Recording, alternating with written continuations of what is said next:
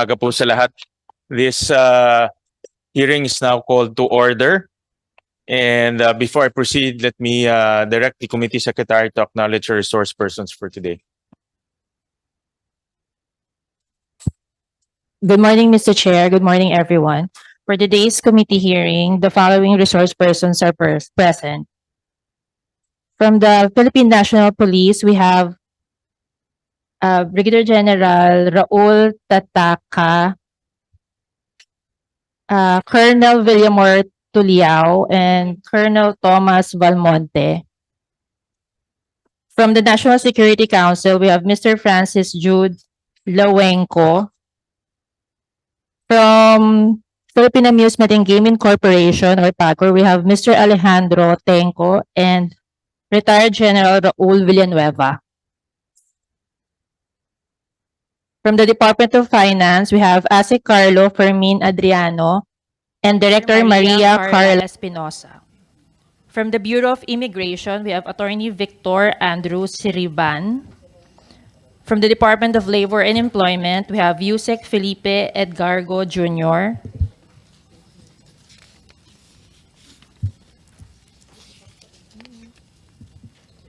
From the National Economic and Development Authority, we have Director Desiree Joy Narvaez.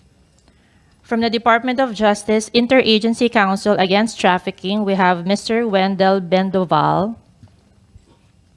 From the Presidential Anti-Organized Crime Commission, PAOC, we have Undersecretary Gilberto D.C. Cruz. From the Authority of the Freeport Area of Bataan, we have Attorney Percival Peralta. From the Aurora Pacific Economic Zone and Freeport Authority, we have Attorney Hill Taway IV and Mr. Angelo Gabriel Mantuano. From Lichu Property Consultants, we have Mr. David Lichu. From the National Telecommunications Commission, we have Attorney Andres Castelar Jr. That is all, Mr. Chair. Thank you, Comsec. Today we'll be tackling three bills. The first one is Senate Bill number 63, authored by Senator Alan Cayetano, and the title is An Act Prohibiting Online Gambling, Penalizing the Placing of Wagers or Bets through the Internet or any form of online gambling activities and for other purposes. And the second one is Senate Bill number 1281, an act entitled An Act Prohibiting Online Gambling and Placing of Wagers or Bets through the Internet or any form of online gambling activities, providing penalties therefore and for other purposes, authored by Senator Joel Villanueva. The third is Senate Bill number 2689, entitled An Act Repealing for the Purpose Republic Act numbers 11,590, otherwise known as an act taxing Philippine offshore gaming operations and for other purposes. The three bills talks about prohibiting online gambling and prohibiting offshore gambling as well. And just as an opening statement, we all know in the past few years, we actually witnessed a lot of criminality stemming from the operations of offshore gaming companies in the Philippines. POGOs for short. We all know about POGOs, and we've been hearing about POGOs and their vices that are propagating here in our country. And based on the information that we received, let me just show in the slide. Since 2022, there are about 12 raids that were conducted by the Philippine National Police and PAOC, in particular, the Philippine Anti-Organized Crime Commission. Since 2022, these are the 12 different raids that were conducted by the Philippine National Police and PAOC. And just to refresh everyone's mind, in 2022, September 16, Crimson Tulip Crimson Tulip BPO was raided, and 70 Chinese were rescued. 16 Vietnamese, 2 Taiwanese, 1 Malaysian, and 44 Filipinos were rescued. In September 17, 2022, Lucky South 99. This is the first raid of Lucky South 99 that transpired. Some 40 workers were rescued in that operation. Medyo mabagal lang ho. There. Bagal lang yung aming internet. And then in February 1, 2023, Hongcheng Gaming Technology was also raided, wherein 800 employees were apprehended.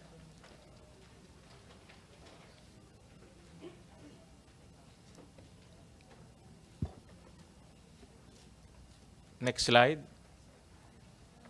I think we're having problems with our internet.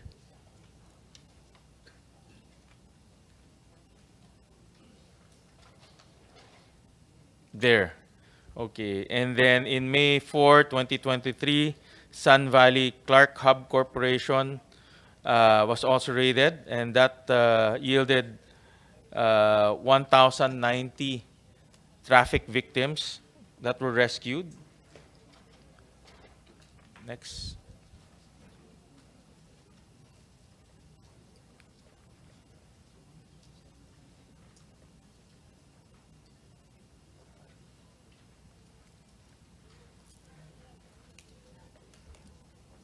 I apologize for the lag because of the internet.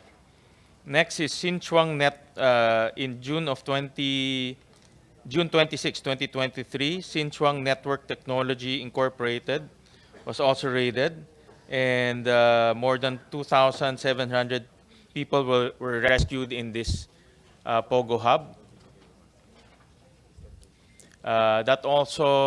We also saw some evidence of torture being committed in that facility, which is a hallmark or trademark of illegal POGOs that are operating here in our country. There. In August 1, 2023, SA Rivendell Global Support was also raided. 650 individuals were found in that facility. Next slide.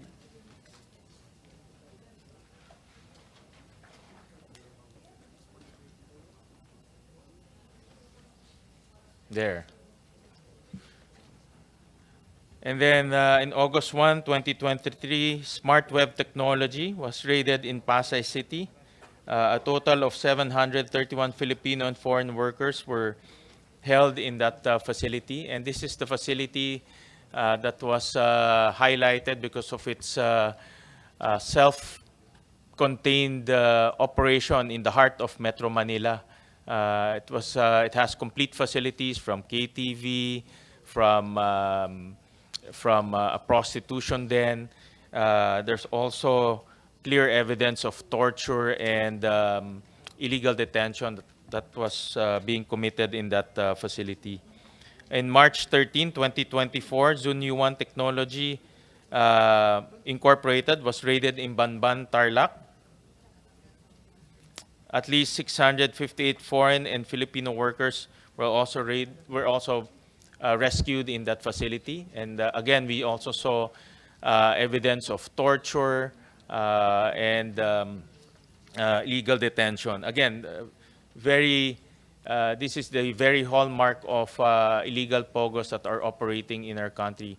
People from different countries are withheld against their will, forced to work and given quotas to reach, but if they don't reach their quotas, they are tortured and being punished because of their inefficiencies. And lastly, in September 19, 2023,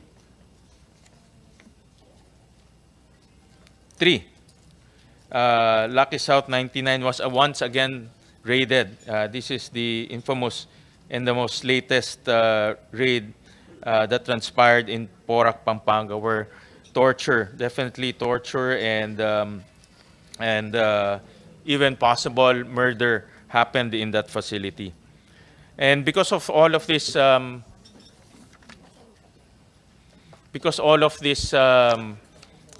raids and bad publicity, the international press captured a lot of this human trafficking and torture that transpired in our country, in our own shores. Next slide. Sensya no sa internet na ho namin. What happened to the internet?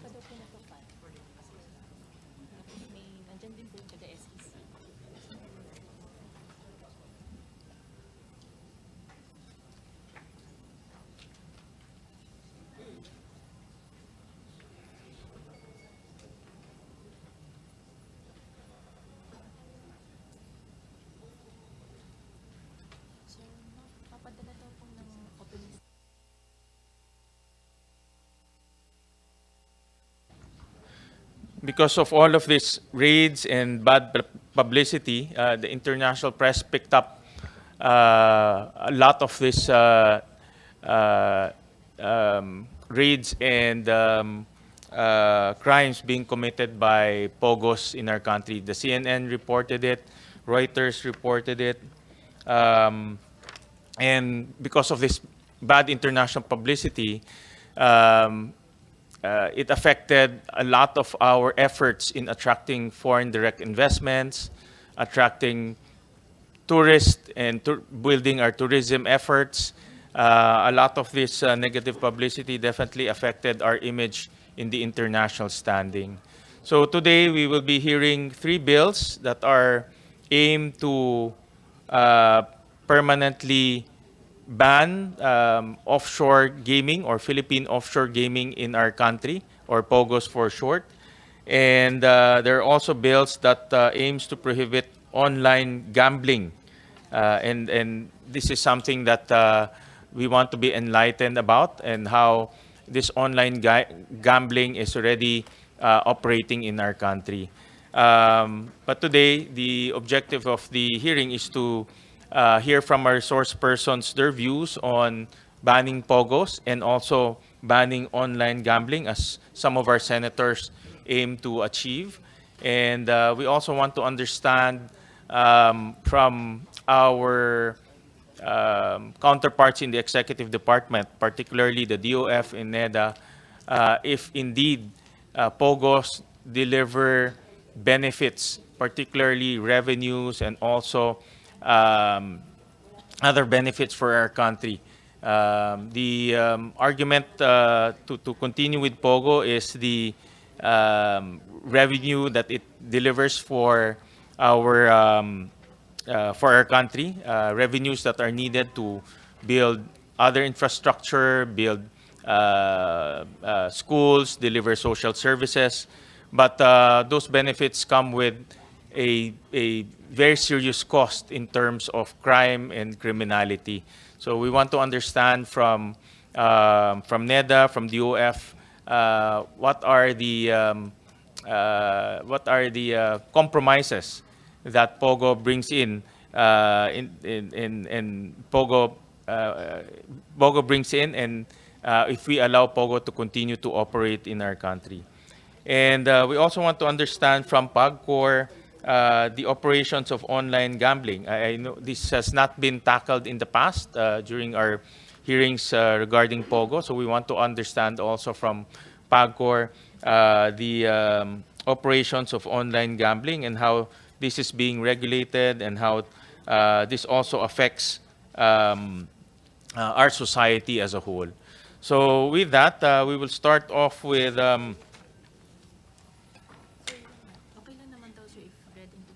okay, all right. Before we go on to the comments of our resource persons, Senator Joel Villanueva sent his opening statement, and we will just insert this into the records. And let me direct the committee secretary to reflect this into the discussions for today. All right. So we will start off with, and we're very fortunate that no less than the chairman of PAGCOR is here to join us in this hearing, and we appreciate your presence, sir. We will start off with a discussion on online gambling, no? Or online gaming, or I think we also know this as e-casinos. No? Correct me if I'm wrong. Over the past few weeks, we've been discussing about POGOs and how POGOs we've been discussing about POGOs and the operation of POGOs here in our country, but little is known about e-casinos and online gambling. So we would like to understand from PAGCOR this business model and how this business model contributes to PAGCOR and contributes to our country as a whole in terms of revenue and other benefits. So we call on the chairman or someone from PAGCOR to help us understand what online gambling is and how this is operating in our country. Maraming salamat po, Chairman, Senator Win, and good morning to all. In 2004, PAGCOR then issued a license to the first company that is involved in e-gaming. That is the company called PhilWeb. At that time, the PAGCOR allowed and gave a license then, that was in March 31st, 2004, to a company called PhilWeb. And PhilWeb established branches all over the Metro Manila and other key cities in the Philippines. But back then, for one to be able to patronize the said establishments, one had to physically go to the outlet being run or operated by PhilWeb. Then in the 17th of January 2006, PAGCOR had entered into a memorandum of agreement with a company called Kirchner Games International for the operation of mobile and wireless games. After which, to be able to expand its internet-linked products, PAGCOR entered in 2009, 30th of March, an agreement with Interactive Entertainment Solutions, or IEST. So, those were that was when online gaming started, Mr. Chairman. So, 2004 po, March, and then in succeeding years, every 2 years, PAGCOR would enhance the e-casino business. Then, what happened was that during the pandemic, as reported by the PAGCOR officials who were part of then the EGLD department, Electronic Gaming Licenses Department, during the pandemic, nag-proliferate na po lahat ng illegals. And at that time, there were many companies who were operating brick-and-mortar facilities and offering their services even without the license of PAGCOR. So that was already sometime in early 2020, the start of the pandemic then. Now, in June 11, 2020, when PAGCOR already saw that the gray market was just expanding, the trajectory was just expanding so fast, the then PAGCOR board decided to already regulate and come out with a framework or guidelines to be able to allow online gaming. Very clear, the objective then was to neutralize the gray market. So, that was in June 11, 2020. On the 6th of May 2021, then PAGCOR board approved the regulatory framework for the remote gaming platform, which is the foundation for all the present frameworks regulating online gaming. So, they enhanced what they had approved in 2020 by now approving a regulatory framework to be able to already issue licenses to prospective applicants. So that was already in May 2021, Mr. Chairman.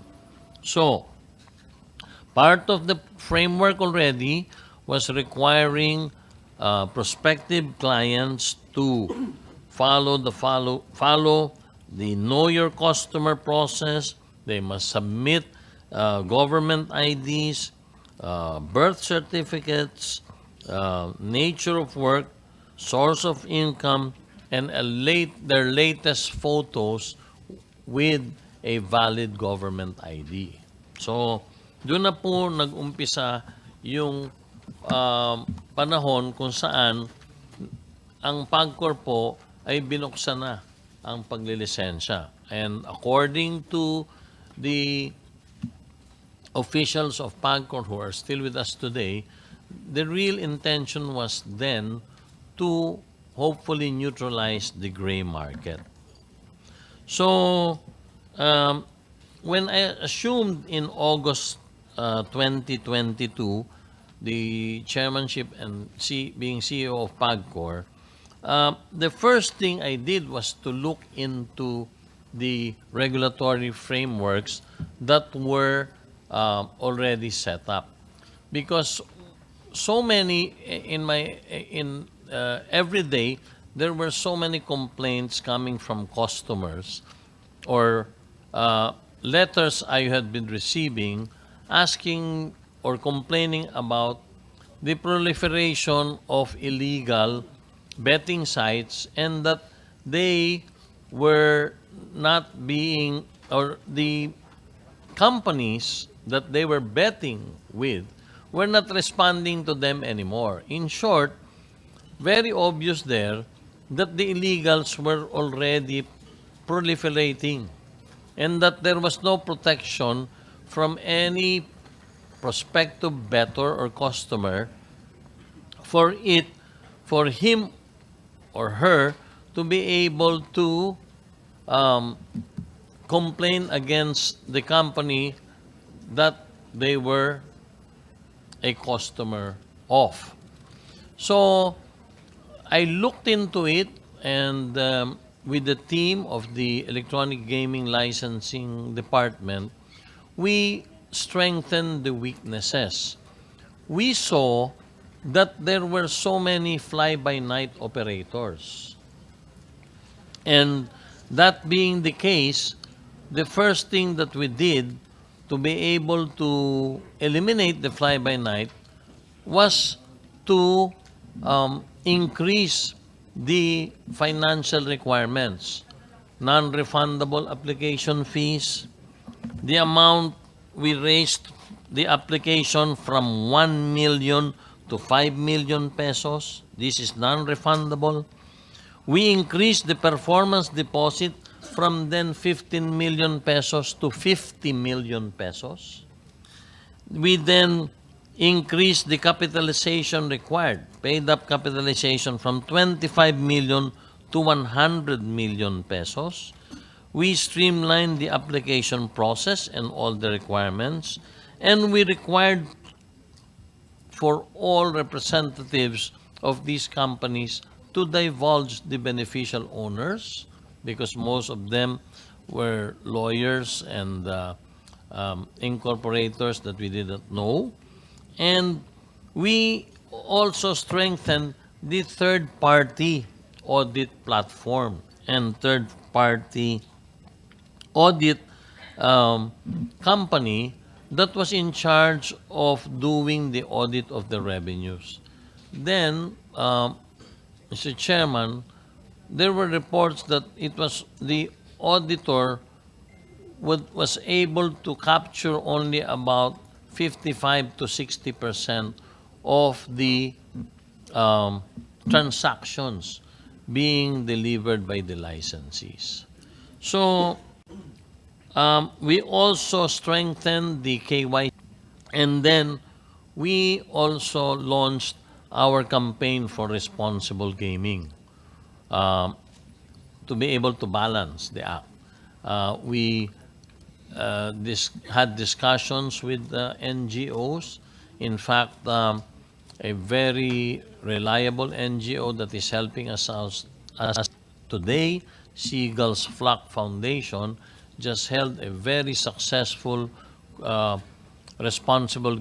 international responsible gaming conference held about 2-3 months ago in Quezon City, sponsored by the Quezon City government. So, in all of these, basically, we were able to get a bigger margin of the gray market. Although unconfirmed, Mr. Chairman, the many people say, especially those who have been involved internationally or locally there is about a 200 billion peso market now per annum in the online gaming platform only in the Philippines. More or less. If you will ask me where I'm getting data, we're just putting together all the numbers that we have seen, and we are also in consultation with our consultants. To give everyone an idea, in 2020, when then the PAGCOR board opened the licensing for prospective applicants, the gross gaming revenue then during the pandemic was about 12.9 billion pesos. In 2021, there was a slight dip, or almost the same number, 12.8 billion pesos. In 2022, the gross gaming revenue more than doubled to 28 billion pesos. And as of end of December 31st, 2023, again, we were able to double again. The business doubled to about 56 billion pesos.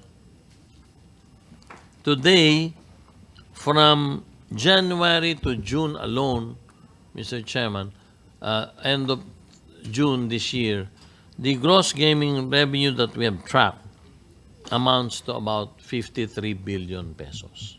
So, if truly the market is in the vicinity of about 200 billion pesos when it was unregulated, I believe if the trend will continue, we will have a GGR of about 100 to 110 billion pesos. So hopefully, by the end of this year, PAGCOR, because of the regulation and strict implementation of the frameworks in place, we would have captured close to about 55 to 60% of the entire market. So, up to the end of 2024, I believe that there is still about anywhere between 30 to 40% of the business being controlled by the gray market. The good news that I would want to report is that in the last 45 days, three big companies involved in illegal operations or who were not registered prior to the implementation of all these strict measures have already come up and have manifested that they already want to be registered and will get out of the unregistered market. So that, Mr. Chairman, is my brief report as to what we are projecting to gain. If the trend continues, we're expecting to gain from the online gaming market about anywhere between 35 to 42 billion pesos from license fees. And this will translate to about close to 40% of the current revenues of PAGCOR. So for 2024, I would like to emphasize that PAGCOR is projected to generate anywhere between 38 to 42 billion pesos in license fees. And that is a lot of money that, as you are all very well aware, close to 70% of our gross gaming revenues are either transferred to the national treasury or used as contributions to nation building. Yun lang po, Mr. Chairman, ang may ulat ko generally about. Now, also, General R.V. Villanueva, the head of our security group, would like to share, through me, that as we are actively pursuing our efforts against the illegal operators, a total of 7,747 illegal sites have been endorsed to the DICT and to the PNP. We have this on record.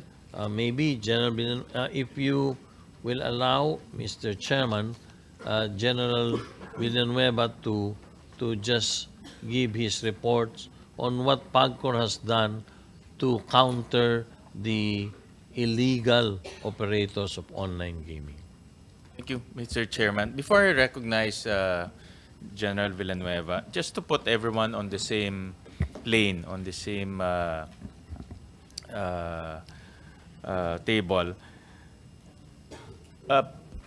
POGOs and online gaming, these are different Opo. activities, correct? Just Ye- to Ye- make Opo. everyone understand clearly. Yes. POGO, in short, they get bets from outside the Philippines. Overseas gaming po, Mr. Chairman. And then this online gaming is domestic. Dito correct? po sa domestic Local, market. no? Yes. So kumukuha domestic siya ng market. bets locally. Yes, domestic market, Mr. Chairman.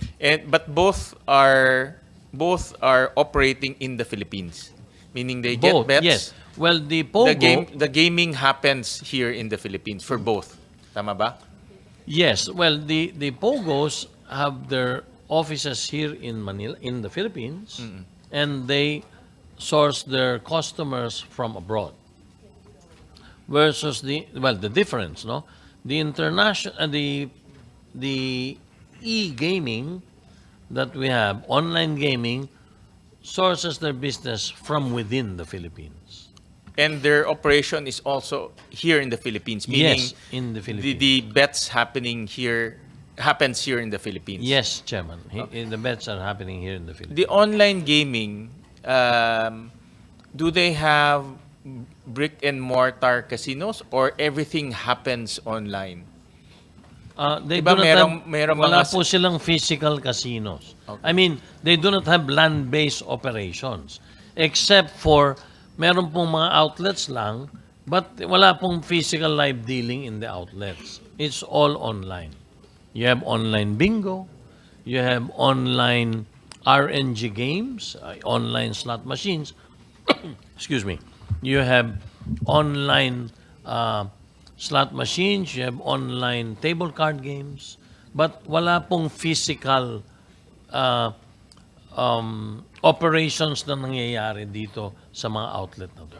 everything is digital? Yes. For example, the bingo is digital also. Opo, may meron po kasing dalawang uri ng bingo.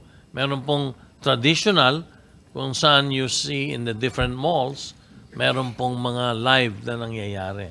And second is meron pong online wherein you broadcast a live bingo game through the internet. And customers can purchase cards and play. And the online, but these online games also have land-based counterparts. Is that correct? Well, For example, bingo, di ba? They have also land-based bingo. Ayun nga I po. would assume yung slot machine na digital or online, they also have well, ganito, land-based slot machines. yes, ganito po, no? As I mentioned, there are two classifications sa bingo. One is we see this in the different malls. We have what they call traditional bingo, wherein the bingo games are held in a hall or in a large space where physically customers are there to buy the bingo cards. So that is one. The other, Chairman, is a live game being broadcast to the internet, and through the internet, one can play outside the hall, and they can place or purchase their cards not physically in the site, but outside. So, naka-live broadcast po. With regard to slot machines, there are RNG slots, meaning they are not live slot machines, but rather slot machine games that are provided by slot machine or by game providers.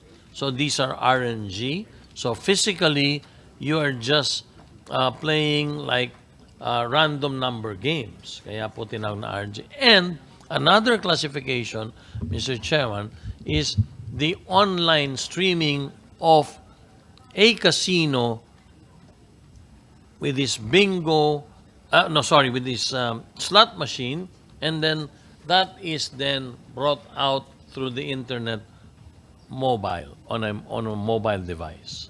So yun po ang But yung physical po, your original question, wala pong physical game na nagaganap sa loob ng mga outlets. And then you mentioned earlier that one of the rationale for coming up with guidelines, no, is because a lot of these online games are becoming are going underground. Yes. Or going gray market. Yes, and that was the reason the previous board decided to open up to regulation the e-gaming business. Dahil ang lakas po nung brick and mortar operations. Maybe you'll ask how. There are several platform providers that one can just go to and tie up with. You do not even have to have your own platform. There are international service providers that provide all the types of games, thousands, hundreds of thousands of games. And actually, that is done not only in the Philippines, but that is done worldwide, Mr. Chairman. And how come this e-games, I'll call it e-games, no? Yes. The e-games, how come it went gray market? Can't government shut down all of these websites? Well, just as I had mentioned earlier, and maybe later on, as you would give the chance to General Villanueva, it's not as easy, Mr. Chairman.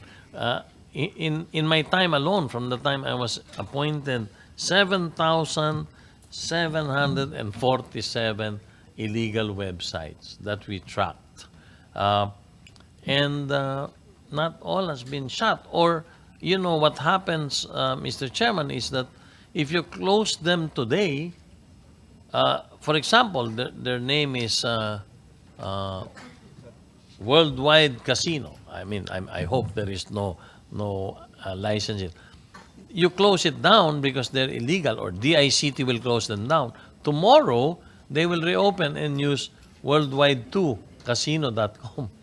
And the day after, they're closed again, worldwide3casino.com. So it is very difficult.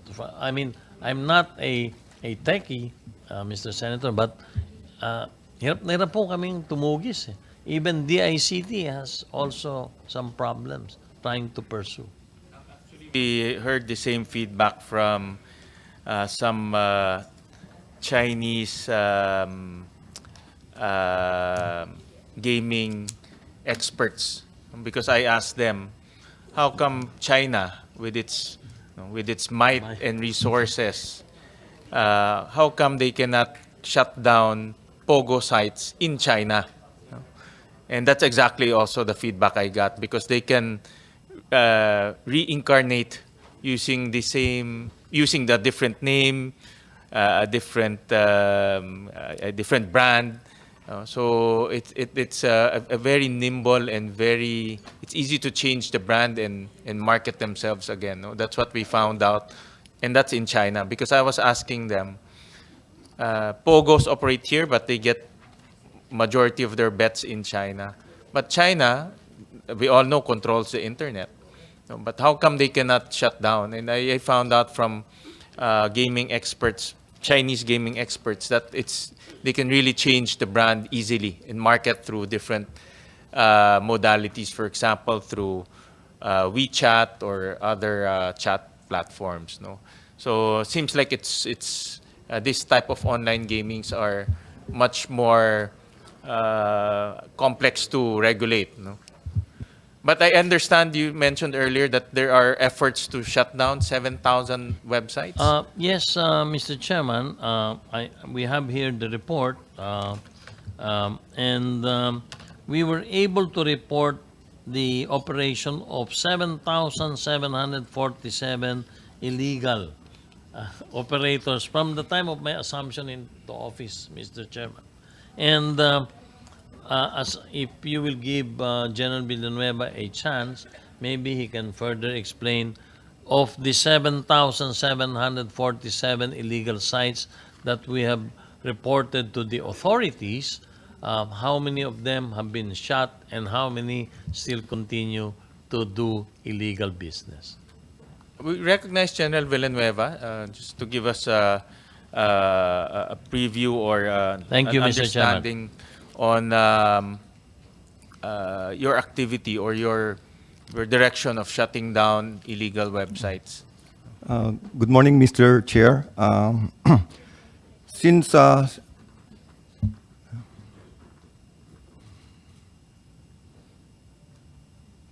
yes, sir. Since September 2022, we have been monitoring all illegal sites. Actually, it's not only the illegal online games, but also other classifications like E-Sabong, and the Facebook ads, the mobile applications, the offshore sites, and spam messages, including Telegram chats where they advertise their gaming, illegal games. And we were able to endorsed to NTC, ACG, and CICC, the ICT, of course, 7,747 sites, sir, including the apps. Of these, sir, 7,747, 5,793 or 74.78% were already blocked, and 1,954 are still active. So because NTC or the ICT is very dependent only on the ISPs to block these sites. This is one of our strategies, sir. There are two strategies. One is blocking of the website or URLs, and the payment blocking. The payment blocking, as of now, sir, based on my research, there's no studies yet on payment blocking because some of these criminals, they use cryptocurrency as a mode of payment. And the banking system is very complex. Offshore banking, it's very complex. So, but we have tried now reaching out to the payment portals like GCash and Maya, and we had a meeting I think 2 weeks ago with a representative of GCash, and they promised us that they to purge on these illegal sites because we have submitted to them or have published in our website only the legal sites. So that's a problem now. It's very challenging, sir, but we're doing our best to monitor the internet, and also we reach out to even Google Play Store. They have an office in BGC, sir, and we reach out to Apple Play Store. They have an office in Singapore. So we wrote them, and last week we just requested to shutting down or removing the illegal applications like E-Sabong sites, illegal cockfighting. So we're reaching out to them, including the Facebook. The Facebook, sir, because there's plenty of ads there. If you will look, sir, there was a reduction in the Facebook ads on illegal, especially illegal sabong, because of these efforts that we've been doing. But they shifted to the chat rooms, like Telegram chat groups. They'll be advertising and posting links on illegal sites. So that's our main challenge, sir. Even in the United States, based on the research of the Gambling Research Exchange of Ontario and American Gaming Association, there is an estimated 500 billion each year with illegal and unregulated sports betting. So kahit ang US, sir, na nahirapan na rin sila, and only 65 billion are the legal ones. So mas marami pang kinikita yung mga illegal talaga, sir, sa US. Even in Europe, it's the same thing. Even in Australia, it's the same thing, sir. In Australia, illegal offshore gambling in Australia is worth more than 1.1 billion Australian dollars. So there are only two strategies according to the studies: is the website blocking and the payment blocking. That's all, sir.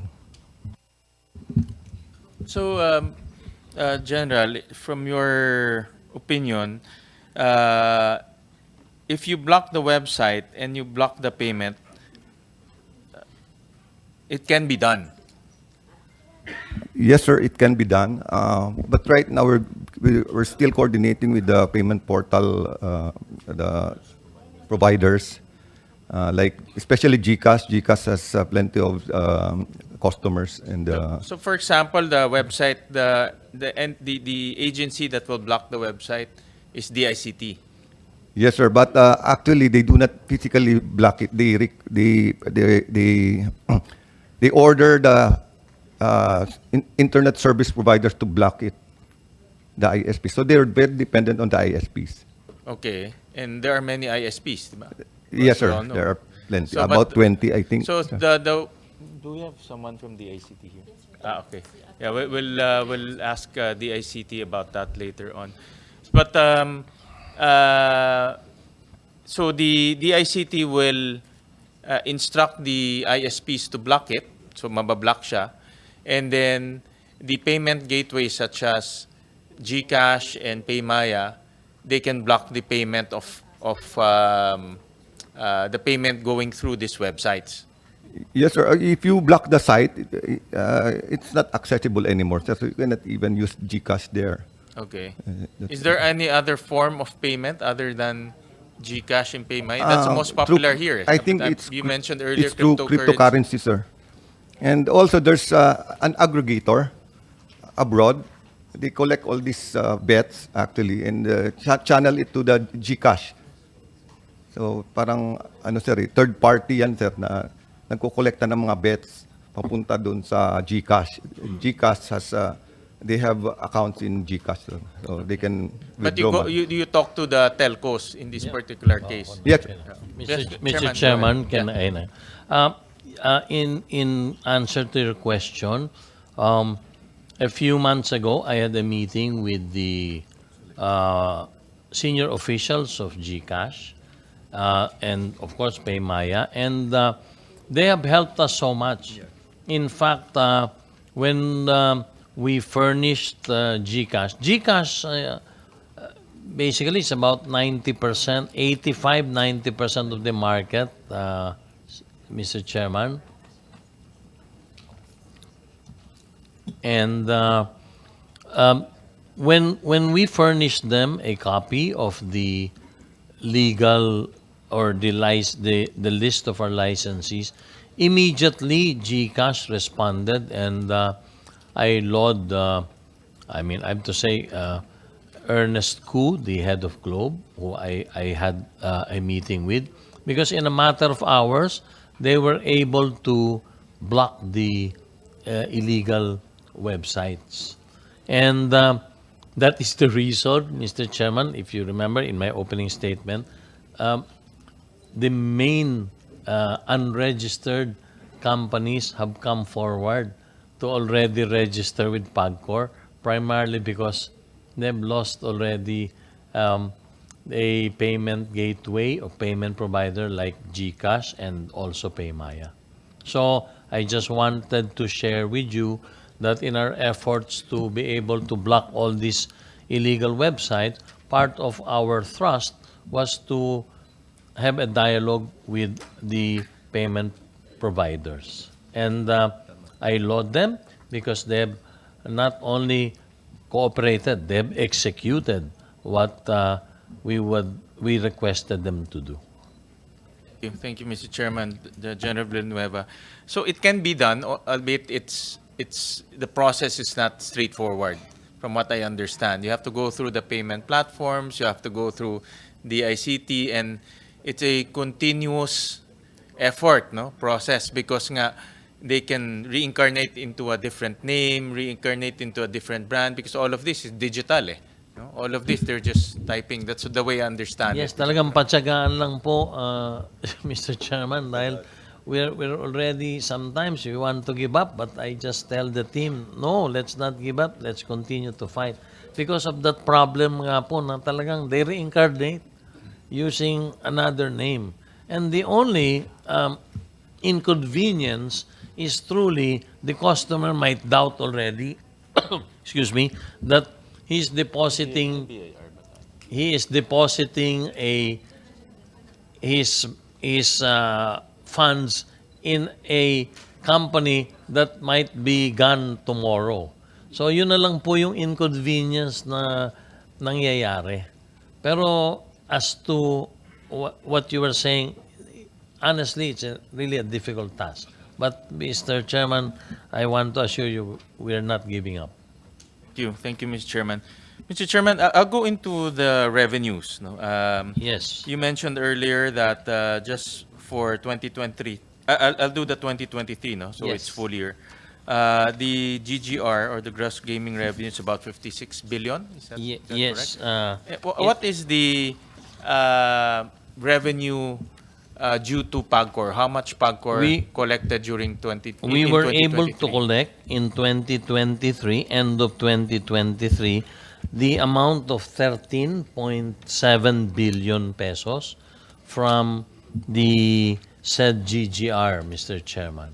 So this is only for online games. Yes, dun lang po sa online yon. Okay. And then for the first half of this year, I had mentioned earlier, we were able to collect already, PAGCOR was able to generate 17.5 billion pesos just for the first half of the year. That's why if truly we will be able to turn the non-registered to register or the illegals to become legal, I am very confident, Mr. Chairman, that PAGCOR will generate anywhere from 38 to around 42 billion pesos from the online gaming licensees alone. Ask the same thing from to BIR. I think BIR is here, no? But later on na lang I'll ask how much revenue or how much collection are we taking from the online games. For now, no, let's separate POGO and online games, no, because the bill, there are three bills here. Two talks about online games, although POGO largely is an online game. The bets just come from outside, no. So, but the new discussion here, the new dimension here is the domestic or the local online games. That's why I want to understand that and put that on record. And then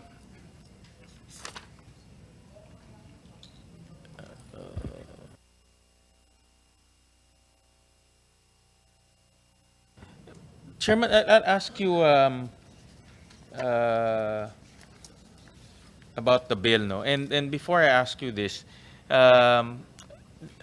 yung E-Sabong, the infamous E-Sabong, if you Opo. remember E-Sabong in the past, no? Opo. That created a lot of controversy. I'll show some slides, no? We did some research on E-Sabong.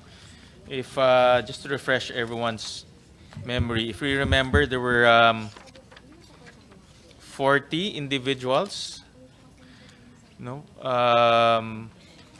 Paki-flash nga, ano? There are 30 to 40 individuals who disappeared, and it's connected to E-Sabong, apparently. The Senate also conducted some hearings on that, and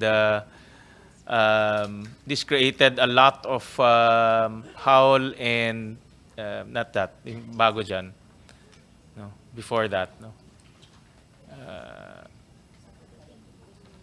Yan, yung those people who disappeared apparently connected to E-Sabong, and until now their bodies have not been recovered. We're not sure whether they're already dead or alive, but I think a lot of our enforcers are saying that they're already dead. And then we also saw some social ills. The next slide. A lot of our constituents got hooked on E-Sabong. In fact, E-Sabong exploded during the pandemic because everyone learned how to use the internet, including myself. Everyone learned how to use GCash, including myself. But apparently, E-Sabong can also be facilitated using GCash to make it more seamless. And we saw a lot of, in the news, of police officers getting hooked and addicted to E-Sabong. There were also reports that a couple, wala lang ako ngayon, no? But maybe you can research, Carla.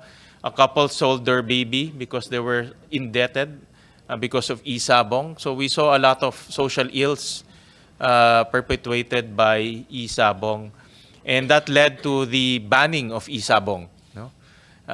Complete banning of E-Sabong. Now, my question is E-Sabong considered an e-game? Is that an e-game? Actually, back then, when it was still legal, when E-Sabong was still legal, PAGCOR had its own E-Sabong department. And back then, it was not classified as part of electronic gaming. So, honestly, Mr. Chairman, I am not privy, primarily because hindi ko na po inabutan ng panahon ko. But If you will ask me today, I believe it is an electronic game also because I mean it passes it is through the internet. So I do not see any difference between electronic gaming and the E-Sabong in terms of a betting platform, Mr. Chairman.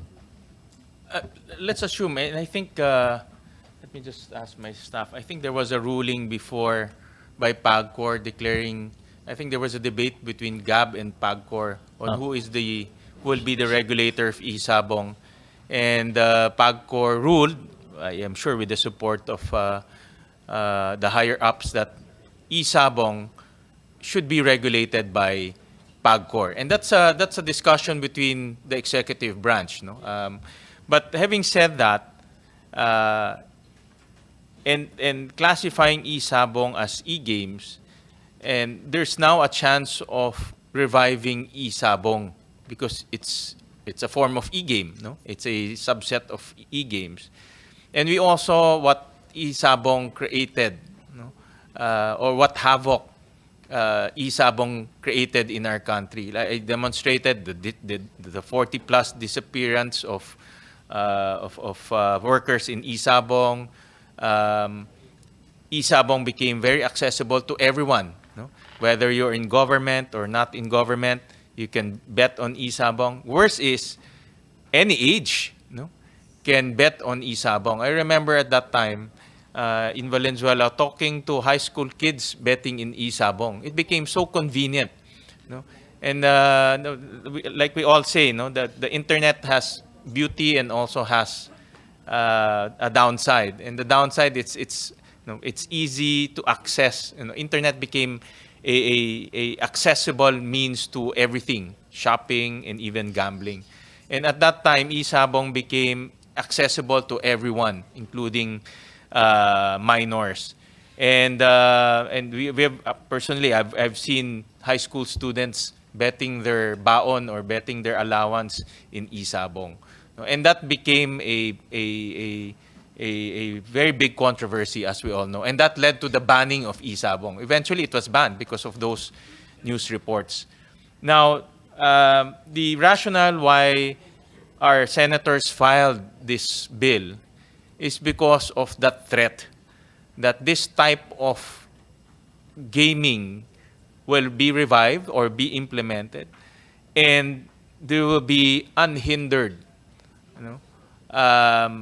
possibility of betting or betting in those platforms.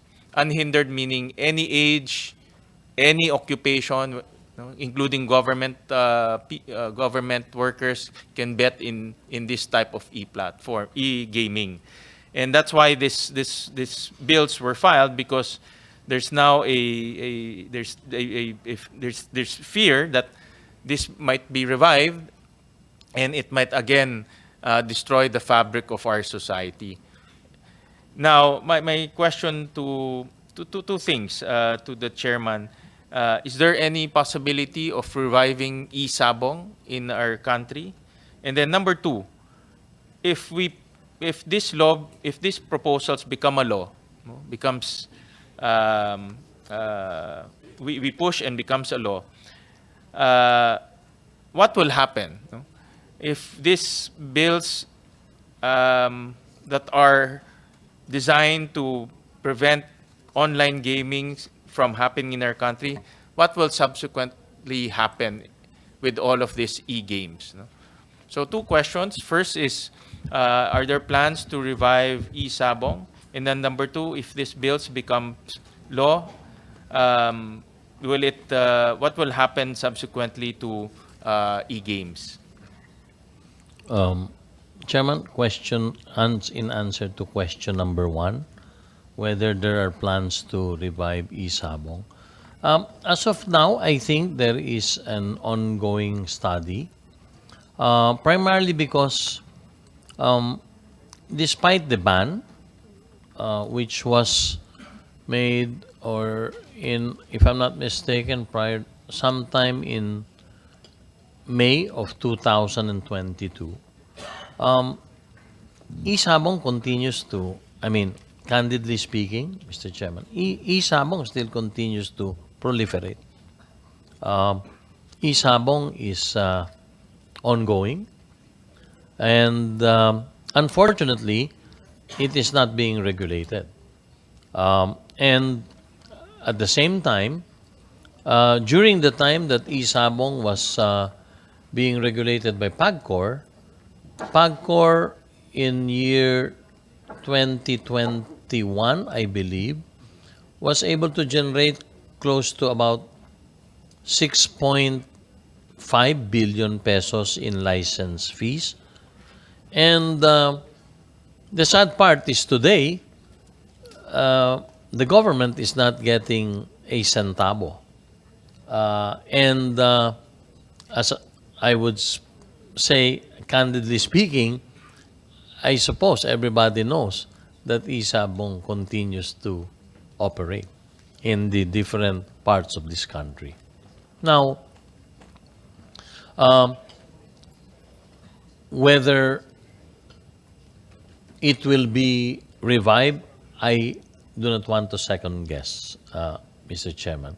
But I believe that, again, this is a major problem of regulating said E-Sabong. Because, as mentioned, during the time that it was ongoing and being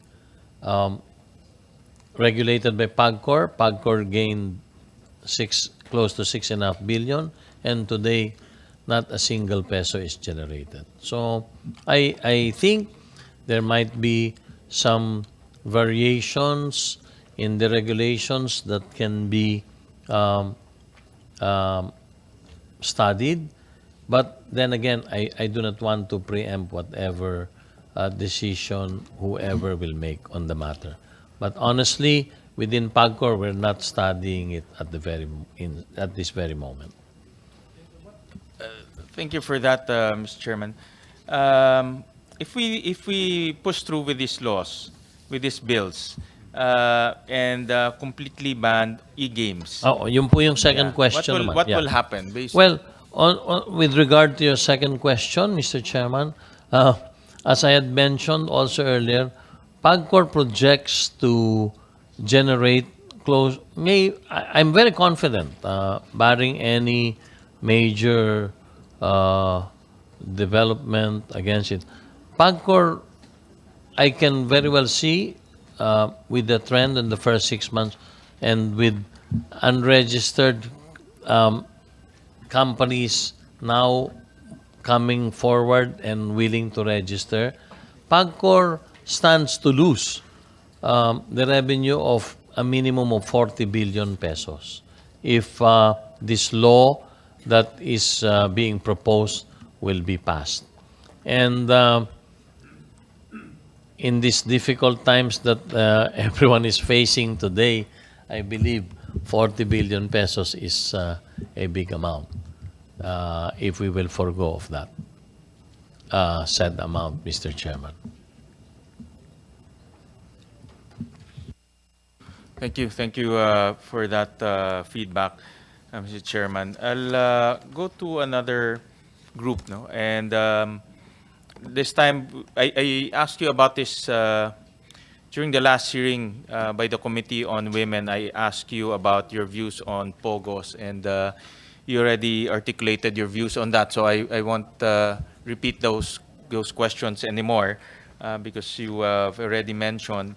But I will now jump to the other government agencies, no, who are here with us, particularly DOF and then NEDA. And let me jump into POGOs, no? Because there are two, again, no? There are two, these are online games, but two different business models. No? One income is being derived from abroad, from offshore, and one income being derived from onshore. I'll go into POGOs, no? Which is the business model wherein income is being derived from offshore. So I'll go into that in this discussion because that's also a very controversial industry right now. And I'll ask DOFs their views on this matter. And I also want to get their position on this POGO controversy happening in our country.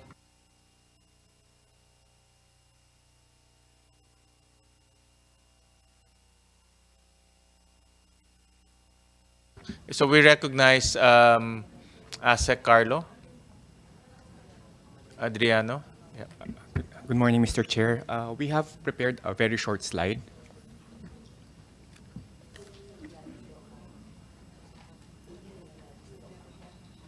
Mr. Chair, in general, the DOF supports the prohibition of POGO operation due to the social cost and reputational risk they entail.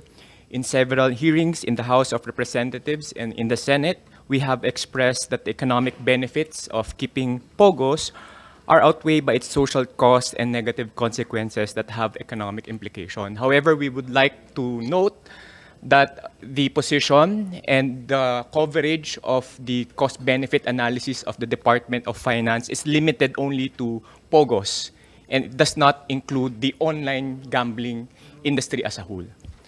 Next slide.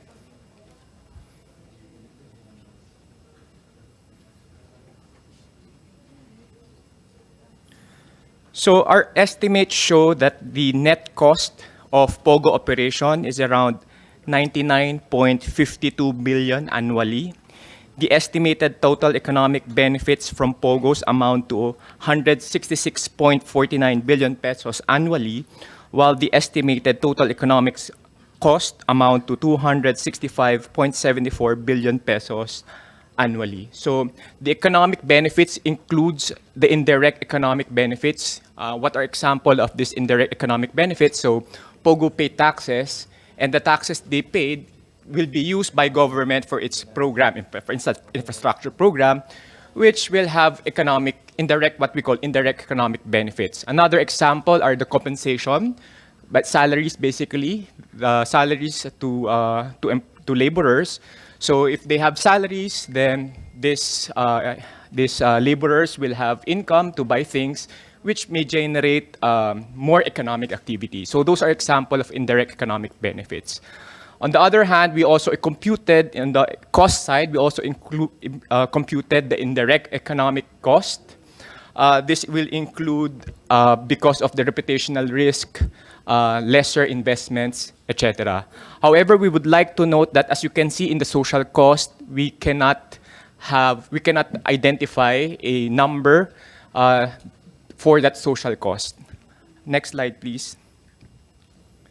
So for the estimated, so this slide provides you the breakdown of the benefits and the cost. So the estimated economic benefits include government revenues, which include tax revenues from the Bureau of Internal Revenue, as well as gross gaming revenues from PAGCOR.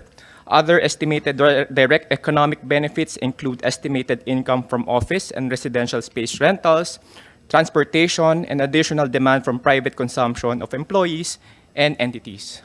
On the other hand, the indirect economic benefits include the multiplier effects of these associated economic activities, as well as the fiscal multiplier of government revenues earned from POGOs. For the economic multiplier, we use the input-output 2018 model. For the fiscal multiplier, we use the actual data. For the economic cost, the estimated economic costs of POGOs include direct and indirect costs of allowing POGO operation. This includes the effects of reputational risk, which have an impact on foreign direct investments, as well as the negative impact of criminal incidents in terms of our attractiveness as a tourist destination. Again, we note that the estimated economic cost exclude the social cost of POGOs, which we deem to be unquantifiable. This includes the loss of life, physical and psychological harm to victims, and the impact on the community, such as increased sense of fear and anxiety associated with illegal POGO activities. So based from this slide, as you can see, the benefits is significantly less than the estimated cost. And hence, and net cost of around 99.52 billion annually. That ends my presentation, Mr. Chair. Thank you, ASEC. Well, ASEC, we all know DOF is in charge of raising revenues.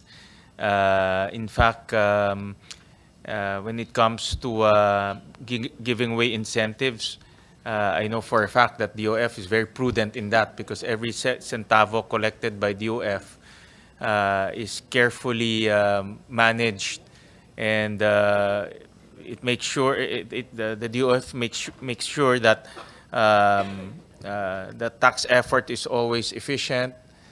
We maximize our assets. We maximize the potential of revenue generation. However, in your slide, can we just flash it again?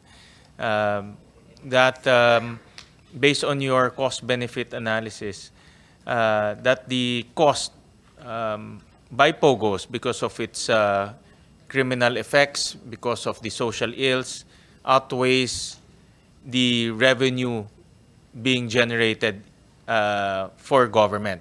And that includes also indirect economic benefits. No? What are the indirect economic benefits? Just so that everyone will understand the particulars of that indirect economic benefits. Yes, Mr. Chair. So basically, for instance, tax revenue is a direct economic benefit that we get from POGO activities. But again, once we receive the tax revenues, we use this to implement government programs like infrastructure program, social programs, and that will have an effect to the economy. So that's what you call an example of an indirect benefit, Mr. Chair. And then, for instance, for the wages of the laborers employed in POGO, so since they receive salaries, they have some disposable income, and basically they buy goods or services, which will further increase economic activities.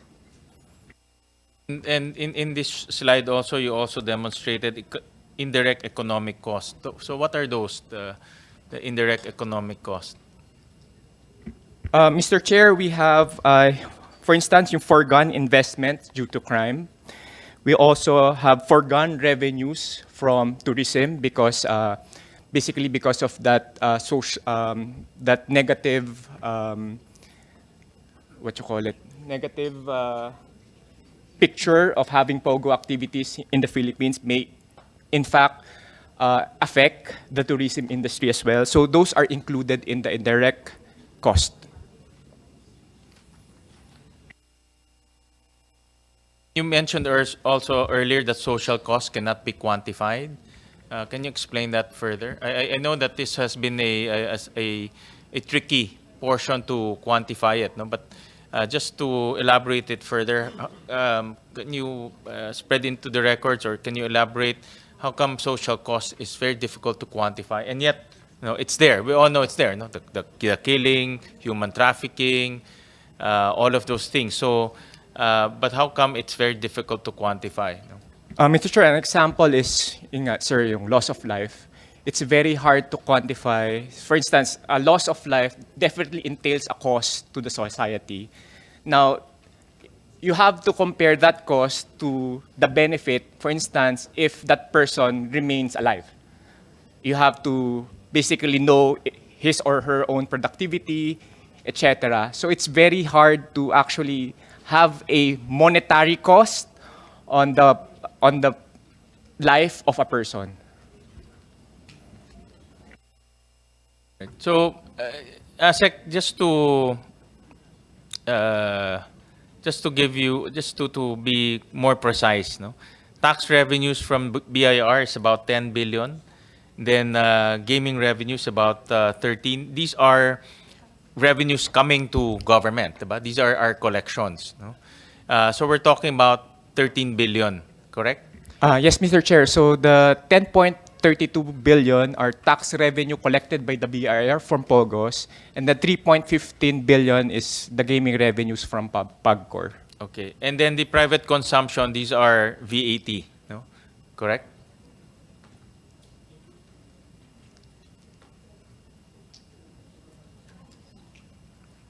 Yes, it includes VAT. But the direct ones, yung talagang pumapasok from BIR or the direct ones coming from the POGO companies is 10 plus 13. Yes. Tama? Yes. All right. So in other words, the DOF is willing to forgo 13 billion because of the social ills and the cost being generated by POGOs. And the cost, it comes in the form of foreign investments, foreign tourism, and DOF is willing to forgo that 13 billion. Yes, Mr. Chair. Basically, the idea of a cost-benefit analysis, like for instance, you may already mention the direct benefits in terms of tax revenues. Now, how does it translate to cost, for instance? As you can see there's an impact to investment. So basically, there's lower investments because of POGO activities. And we know that if there are more investment, we could have actually collected taxes from these supposed investments if they have come in. So again, you have to balance out. And in this particular case, we can see that the costs are definitely higher than the benefits. So although we are foregoing some tax revenues if ever there will be a ban of POGO, but that can be compensated if there will be more investment that will be coming in because of the ban on POGO. That's what I'm driving at. No? We're foregoing 13 billion, but what do we replace it with? No? That's my question. And your answer to that is we will increase investments, hopefully by 55 billion, because that's foregone, di ba? In 55. And impact on tourism, that's 29 billion, because that's foregone. No?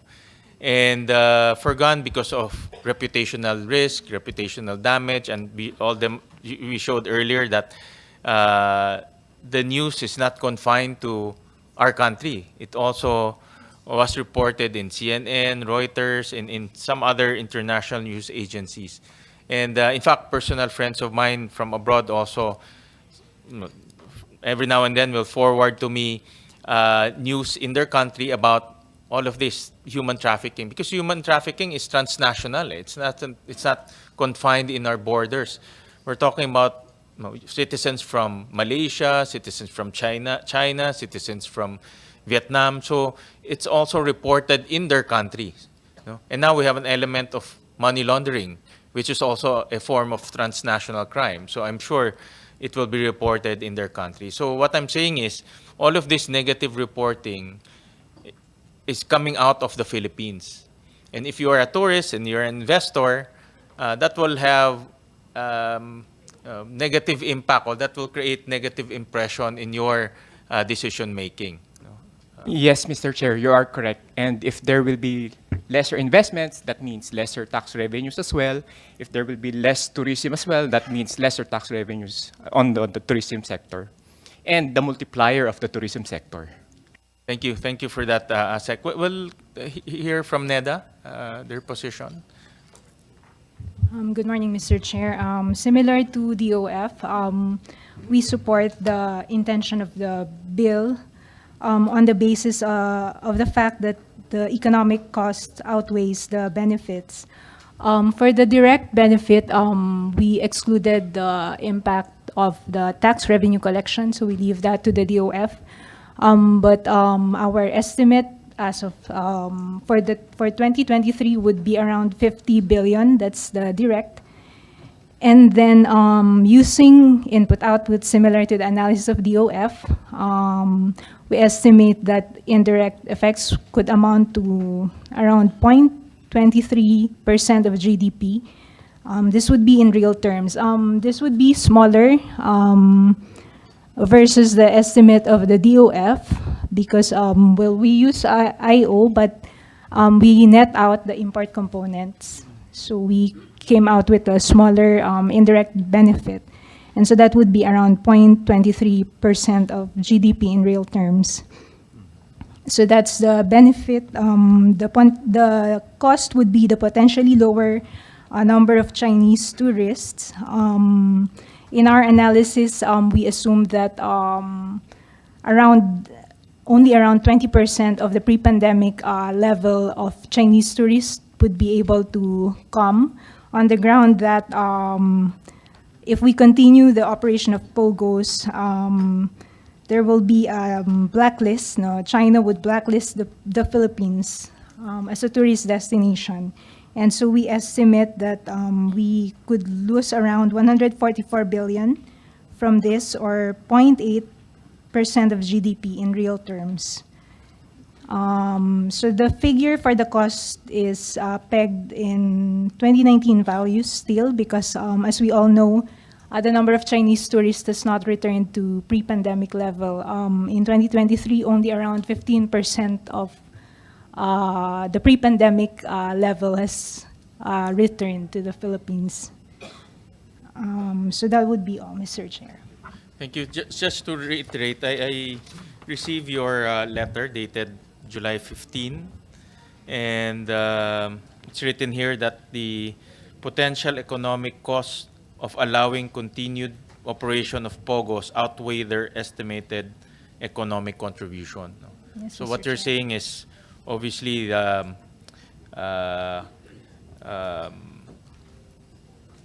cost outweigh the benefit of Yes, Mr. Chair. allowing POGOs to continue to operate. No? All right. Okay. All right. Is that can you just submit to us those Figures. numbers that you mentioned, no, Yes, for Mr. Chair. for my records? All right. Thank you. Thank you for that. Again, we'll continue with the discussion of POGOs. I'll go back to online gaming online gaming later. But we'll continue to discuss POGOs because that's the most controversial topic on hand. We'll call on PAOK, Yusek Gilbert Cruz is here. And just to enlighten us, no, I know that you have been raiding so many facilities, no, POGO facilities. And I want to ask you a question. If we continue to, let me backtrack. No, why do you think, no, POGOs are always associated with these criminal elements? We showed earlier on the slide that a lot of this, especially on the later stage, no, a lot of these POGO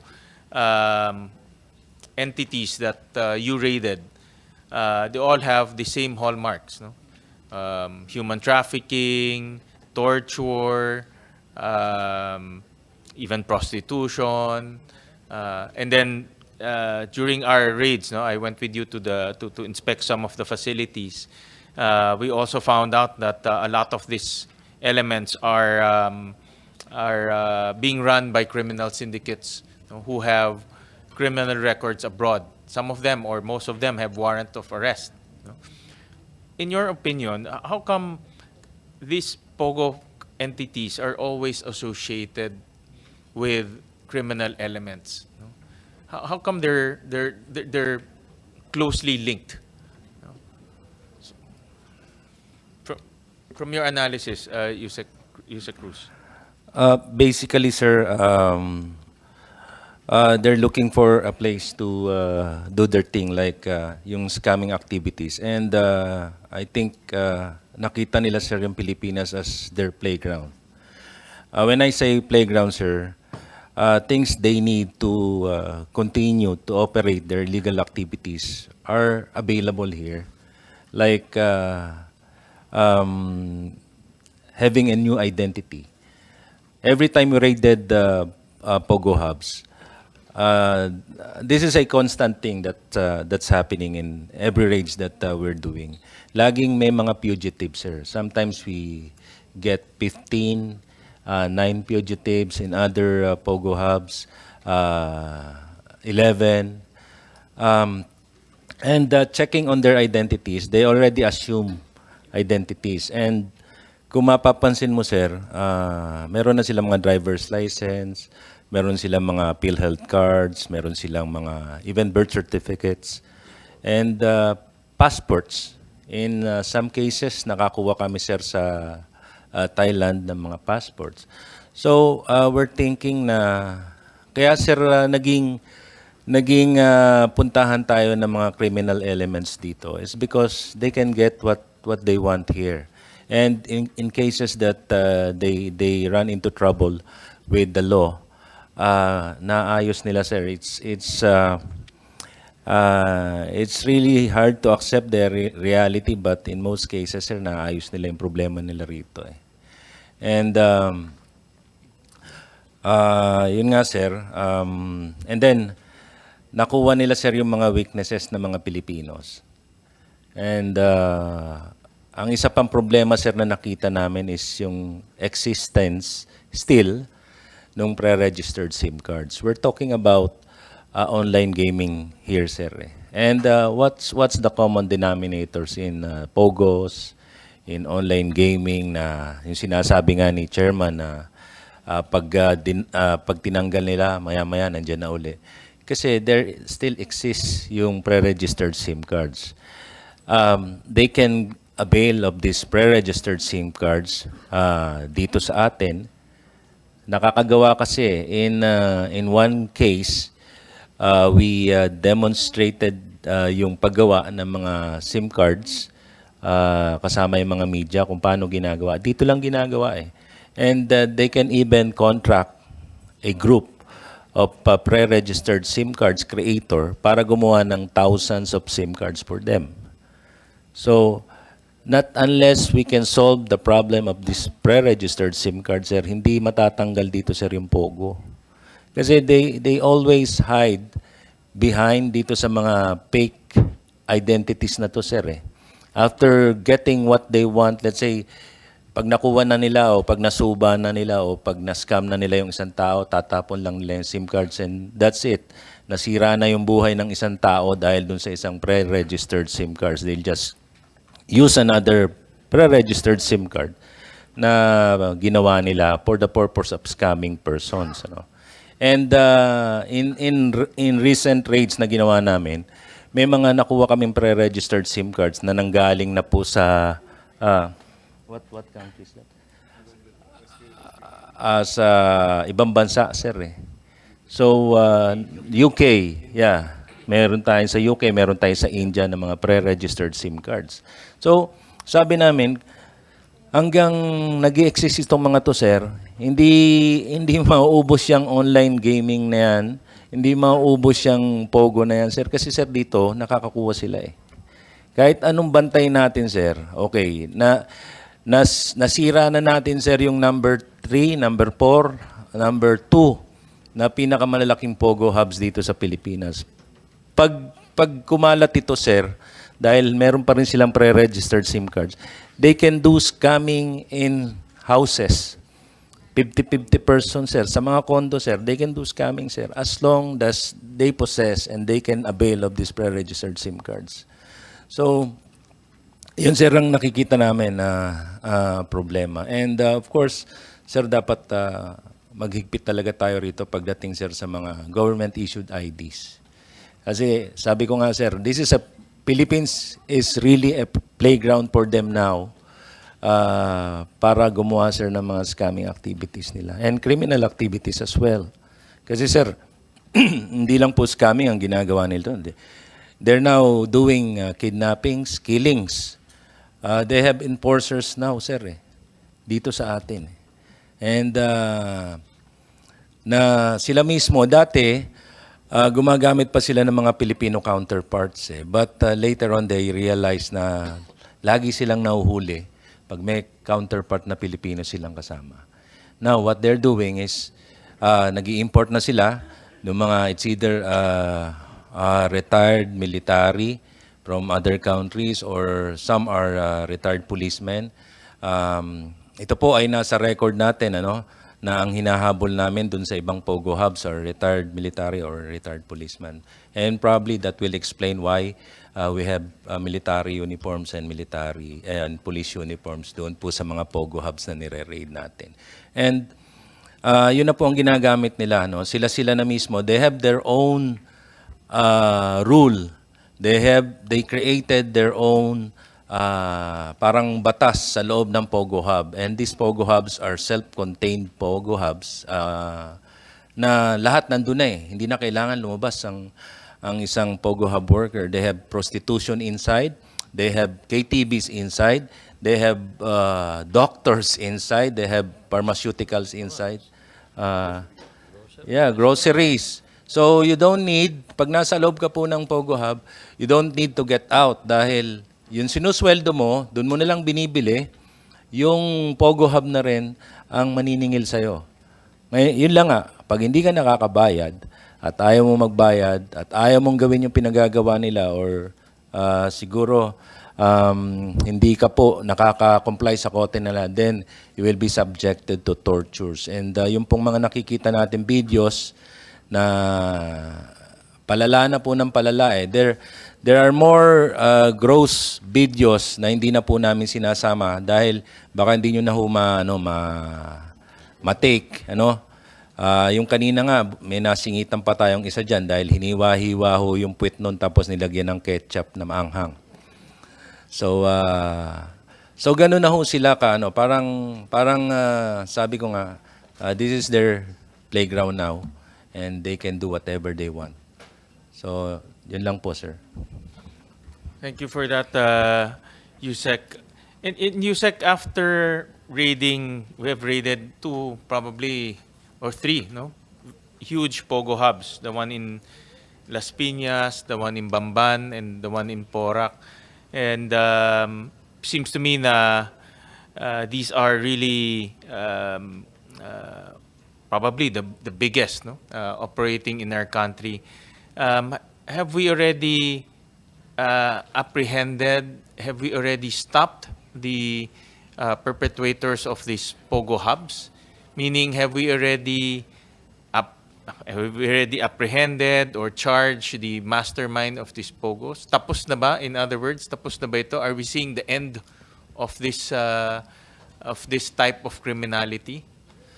We did charge some of the bosses, sir. Malalaki na, sir, yung mga nahuli natin eh. But, ano po to, sir, kabit-kabit na in our analysis, nag-ooperate pa rin, sir, yung iba eh. Despite yung may mga inaprubahan po tayo, sir, di ba? Yung mga temporary license natin and but yung iba po, they really intend not to magpa-license eh. Dahil mas gusto nilang mag-operate, sir, ng kolorum eh. Ng illegal. So, ang nakita namin, okay, sir, na-stop natin yung 3, 4, 5 na malalaking pogo, sir eh. But, nag-ooperate pa rin po, sir, yung iba. I think we did some impact in some ways, but really for them to stop, hindi po natin nagagawa, sir. I think kailangan, sir, pumukpok pa po tayo, sir. But, yun nga yung sinabi ko, sir, if we can do something about this proliferation of this pre-registered SIM card, sir, baka ma-stop natin ito. Well, talk to the ICTs here, no? So, I'm sure they're taking note of that. And we already flagged them about the problems of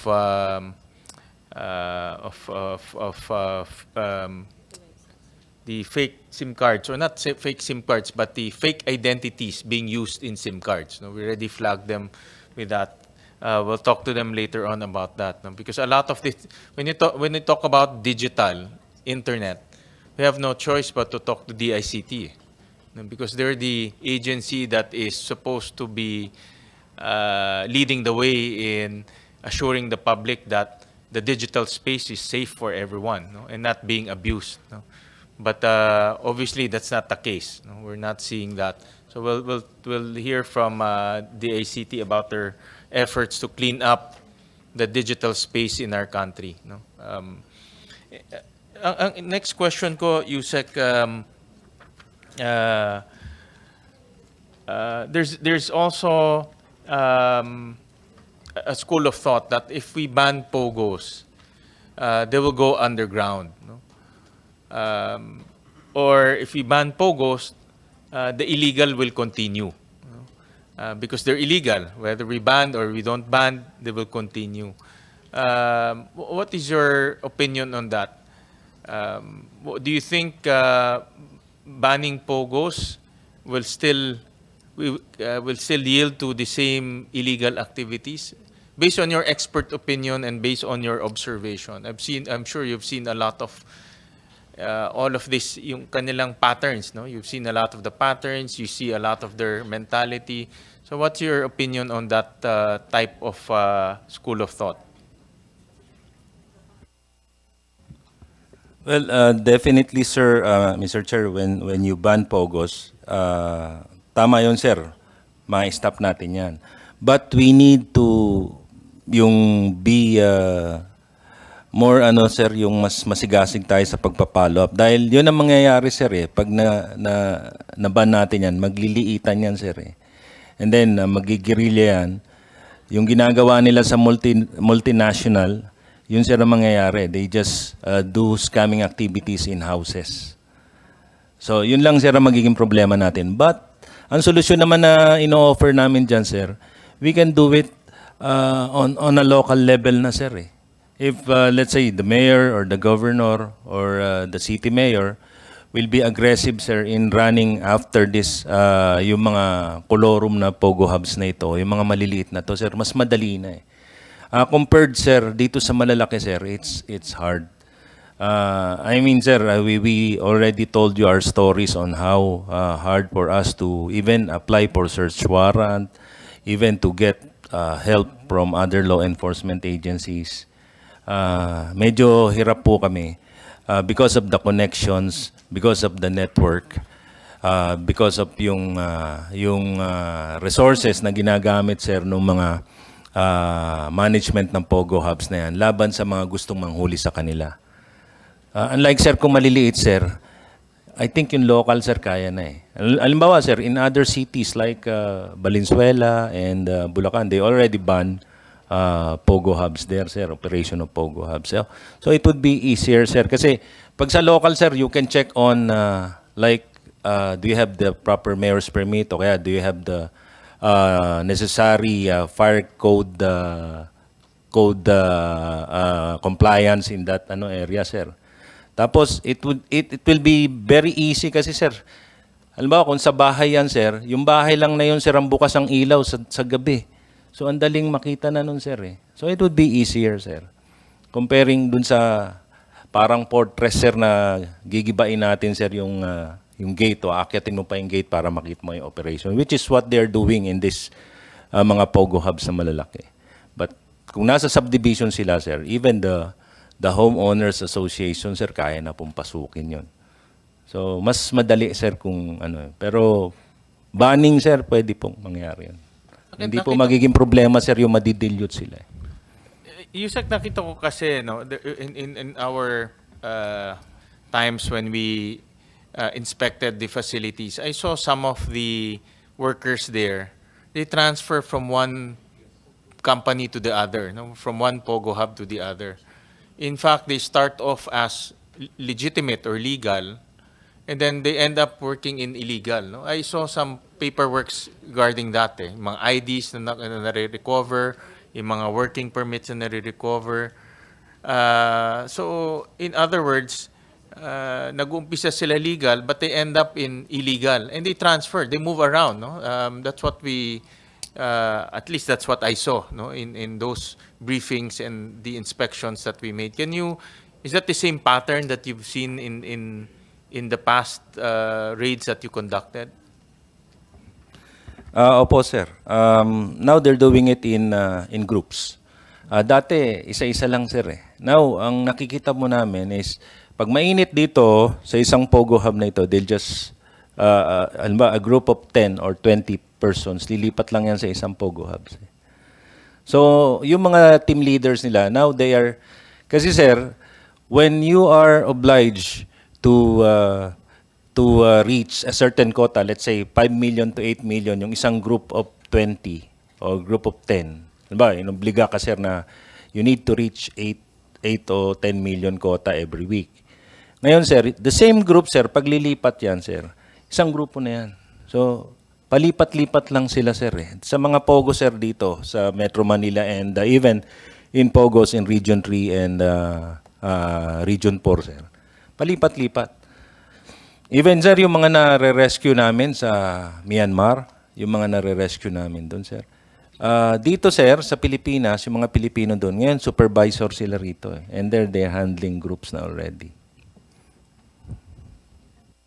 In other words, ang nakikita ko kasi yung mga again, based on your observation, nagiging daan itong mga legal pogo hubs para makapasok sila. And then they eventually transfer. And now narinig ko sa inyo that they operate now in teams. I guess meron silang they organize themselves and they move around. Is that what you also observe? Is that these legal pogo hubs, because when they come here, they bring in thousands of people.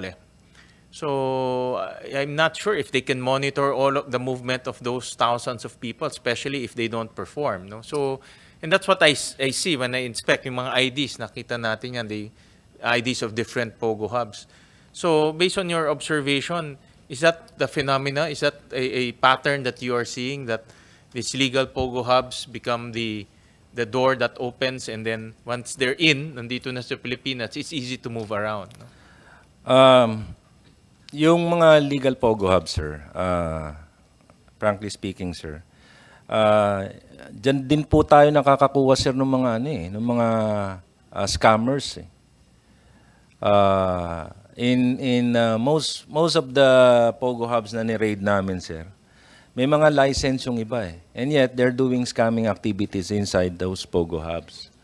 And yung, sir, yun nga sir, palipat-lipat lang sila. Sa tingin ko sir, hindi na nila tinitignan whether that's a legal pogo hub or illegal pogo hub. Ang tinitignan lang nila sir kung eto maganda pa pasweldo nito, eto ba maayos ang pasweldo. Yun na lang sir Pero as to whether that's a legal or illegal pogo hub sir, di na po. They don't care already sir. Thank you for that, for sharing with us your thoughts on that, Yusek. Next will be PNP. Colonel Tom, are you representing the entire PNP? Any comments on the bill? We have our Deputy Director for Administration. who will Okay, be- sige. Si General here, General Tataka. Good morning, sir. Good morning, Your Honor, sir. On the part of the PNP, the Philippine National Police supports the proposed Senate bill on the banning the online gaming. We have seen the negative impact of online gaming on the youth and their families, leading to addiction, financial problems, and even police officers engaging in illegal activities such as robbery and kidnapping, among others, affecting the welfare and worse, the security and safety of their families. We believe that by banning online gaming, we can protect our citizens, especially the vulnerable youth, from the harmful effects of excessive gaming. We urge the Senate to pass this bill to safeguard the well-being of our people and promote a healthier and more productive society. In addition, sir, supporting the proposed Senate bill on banning online gaming, the Philippine National Police recommends implementing educational campaigns and providing support services for individuals affected by online gaming addiction. We believe that raising awareness about the risks of excessive gaming and offering resources for those struggling with addiction can help prevent future problems and provide assistance to those in need. By combining the ban on online gaming with proactive measures to address addiction, we can create a more comprehensive approach to protecting our citizens and promoting a safer and healthier community.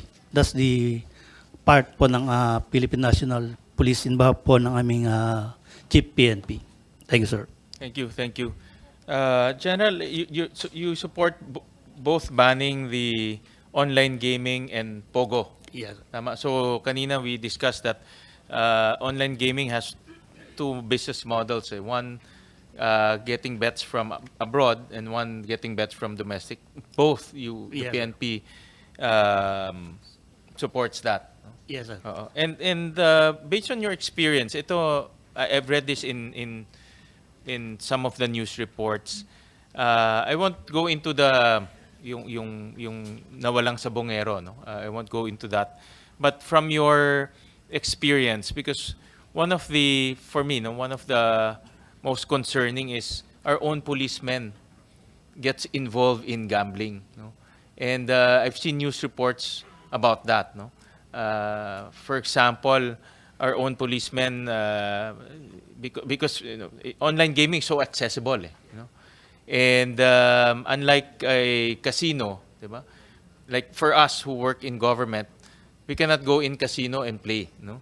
Number one, they have CCTVs, no? Number two, we'll be noticed, or people will notice us or will see us. So it's very difficult for us to play inside casinos. But with online games, it's very easy and accessible, no? Again, that's the beauty of internet, but also the downside of internet. But in your experience, Baho, do we have, during the heydays of E-Sabong, did you encounter any problems with our policemen getting hooked with E-Sabong, o meron ba tayong issue with online gamings during na naririnig nyo during those times or during these times, no? Yes, sir. Actually, sir, meron talaga kami we have lots of personnel na involved, sir, sa e-gaming, and we have filed cases against them. So, administrative cases po na-file pa namin, and most of them are already, some are dismissed, and some po ay ongoing pa yung cases po against them. So, we have experience, a lot of hindi naman po lahat, kumbaga, sabi niyo nga, sir, na talagang yung e-gaming is, kumbaga, natural lang din naman sa police as human being. So, na-involved din sila sa ganyan na activity. Meron tayong mga policemen Yes, sir, who meron. get involved. And Based on records po, meron po. how do you detect? May nagsusumbong? How do you...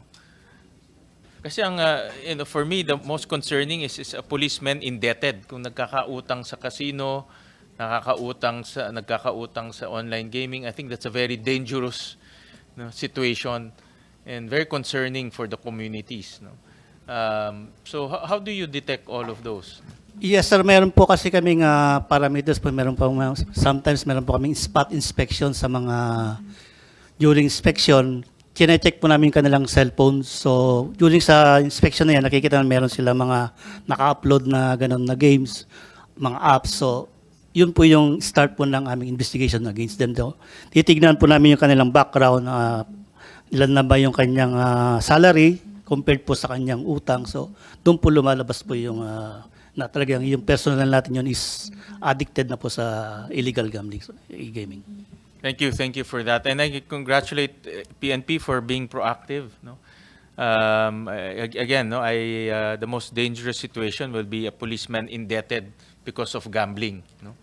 Just imagine how he will recover that, or just imagine how he will pay those debts throughout his tenure as a policeman, no? So it's a very dangerous situation. But thank you for being proactive, and I heard earlier that you mentioned that you have investigated and even dismissed, no, some policemen who are involved in gambling, and I salute you for that, no? I think that sends a strong message to our communities that the PNP is very serious with policemen who are addicted or who are embroiled in gambling, no? So I salute you for that.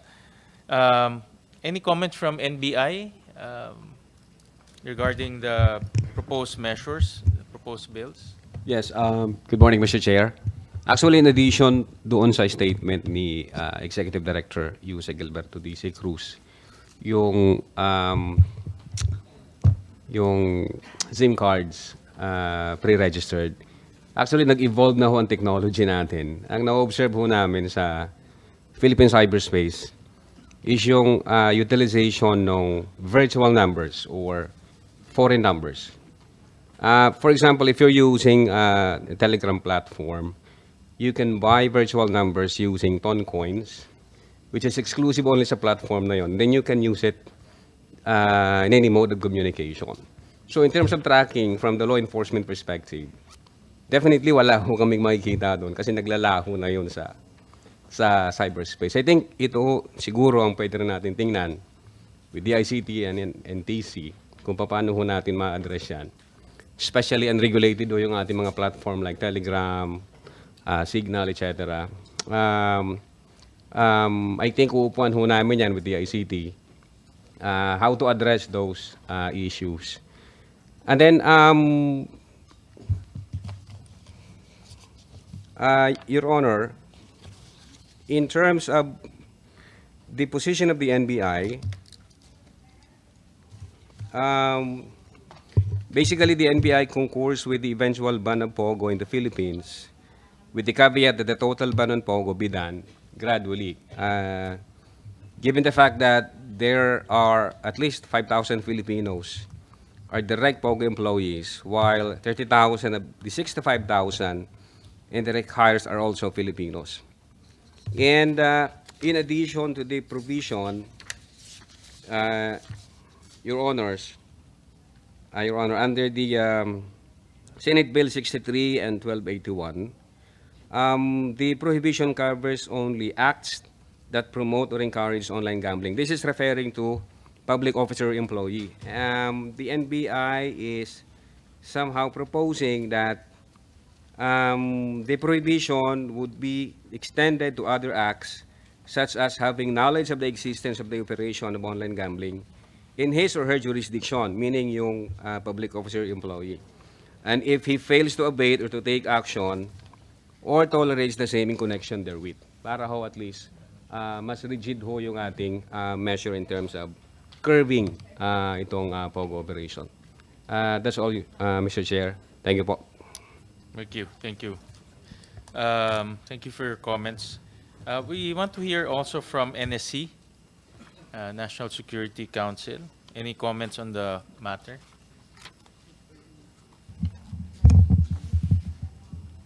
Thank you, Mr. Chair.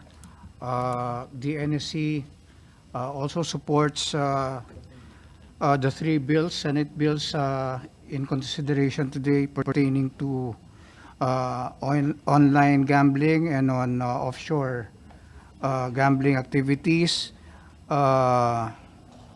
We have seen, sir, as presented by the chair in his initial presentation, we have seen the extent of criminal activities being conducted in some of the IGLs and POGO facilities, particularly human trafficking, cyber fraud, prostitution, etc., which to us has become a very serious national concern that are now being addressed by the appropriate law enforcement agencies. We have the PAOK and the CID, GPNP, and also by the appropriate regulatory agencies such as PAGCOR. But the NSC, for its part, continues to work closely with the appropriate agencies so that we could come up with a good understanding of its implications to national security. At this point in time, we are seeing this as a serious national concern, but we are getting there. We are now in consultation with the appropriate agencies like the National Intelligence Board in conducting this assessment. So again, sir, we support the passage of legislative measures that would outlaw and criminalize illegal POGO operations and thereby totally ban such POGOs and IGLs in the country. That would be all, Mr. Chair. Thank you. Thank you. Thank you for that statement. And by far, I think that's the strongest statement I've heard from the NSC, that to completely ban POGOs eventually in our country. You mentioned that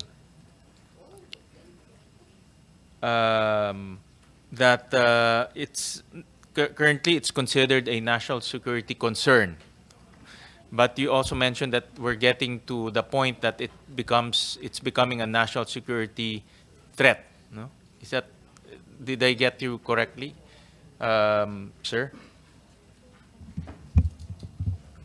We are trying to get to the assessment that this is possibly a national security concern because if we look at national security, we look at some elements like territorial integrity, sovereignty, social cohesiveness, political stability. And at this point in time, we do not see that happening right now. But we are, of course, as I mentioned, that we are now in consultation with the National Intelligence Board and the other agencies here to get that assessment, so that this would help the President later on come up with a better appreciation of how to look at this POGO issue, Mr. Chair. What will it take what scenario should happen before what scenario should happen in relation to POGO that it will be elevated to a national security threat? What type of scenarios are you looking at? Because for me, it's already, with all of these things happening, we have criminal syndicates operating in our country, we have evidence of military or police uniforms, Chinese police uniforms, Chinese military uniforms in our country. We also have, I remember reading in the news that we apprehended a hacking expert who was also connected to POGOs. He actually disclosed himself that he was once upon a time connected to POGOs. And they discovered sophisticated equipment and also ammunition and firearms in his condominium, I believe. For me, it's already all the fingerprints of a national security threat is already there. Especially the hacking expert that we discovered. In my mind, what are we still waiting for to declare it as a national security threat? All the red flags are already there, and all of those are pointing to POGOs as the origin of those circumstances. So, kaya in my mind, ano ba inaantay natin? What are we still waiting for to elevate it into a national security threat? Yes, Mr. Chair. Right now, the issue is handled pretty well, or we are satisfied with how this is being handled by the law enforcement and regulatory agencies. But I am taking from the statement of the National Security Advisor when he mentioned that the response to this does not yet have to include the drastic responses, for example, involving the AFP in addressing national security threats like the CPP-NPA and even terrorist threats. This is where I'm coming from the statement already given by the NSC on this regard, sir. Okay, I understand that. My point of the matter is we are already seeing red flags. In my opinion, we should not wait for the detonation of a bigger scenario. I think the red flags should be enough for us to declare it as a national security threat. Nevertheless, the statement of banning it is already, for me, is a strong statement from the NSC that I've yet to receive, and I appreciate that statement because definitely if you have this type of syndicates, we also the pictures operating in our country, that's already for me, that's already a very concern for me and the community. That's very concerning. That these people go around freely, they can do whatever they want, and with a large amount of money coming from money laundering, that's adding fuel to, or that's adding more potential to what they can do. The stem of the position, Mr. Chair, is that similar to what have been shared by our economic agencies. If the social costs are greater than the economic benefits, then there is no reason for us to, for POGOs and IGLs to proceed. Thank you. Thank you for that. We also have some of our colleagues from the DOJ, in particular the IACAT. Thank you, Honorable Chair, and we also thank the Honorable Committee for inviting us in this committee hearing.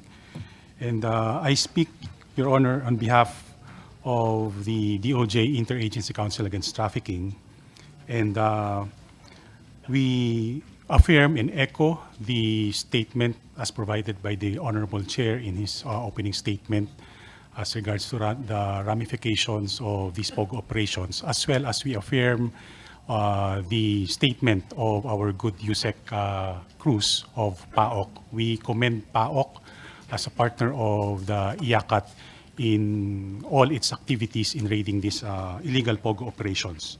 As to the operations of illegal POGOs, Your Honor, the IACAT will remain steadfast and committed in interdicting these illegal operations, as well as all the criminalities and criminal activities that goes along with these operations. And if I may comment further, Honorable Chair, there was a mention of transfer, quote unquote, of personnel from one POGO operations to another. We already consider this as an act of human trafficking.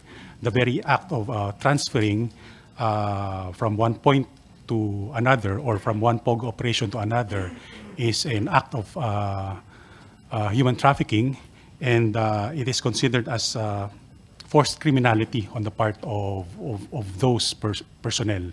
So with that, Mr. Chair, the department through the IACAT would also submit its position paper to this matter. This is consistent as well to our position paper that we already submitted to the House of Representatives in its Committee on Games and Amusement. Rest assured, Honorable Chair, that the DOJ IACAT shall support and heed to whatever recommendations that this committee shall provide. Thank you, Honorable Chair. Thank you.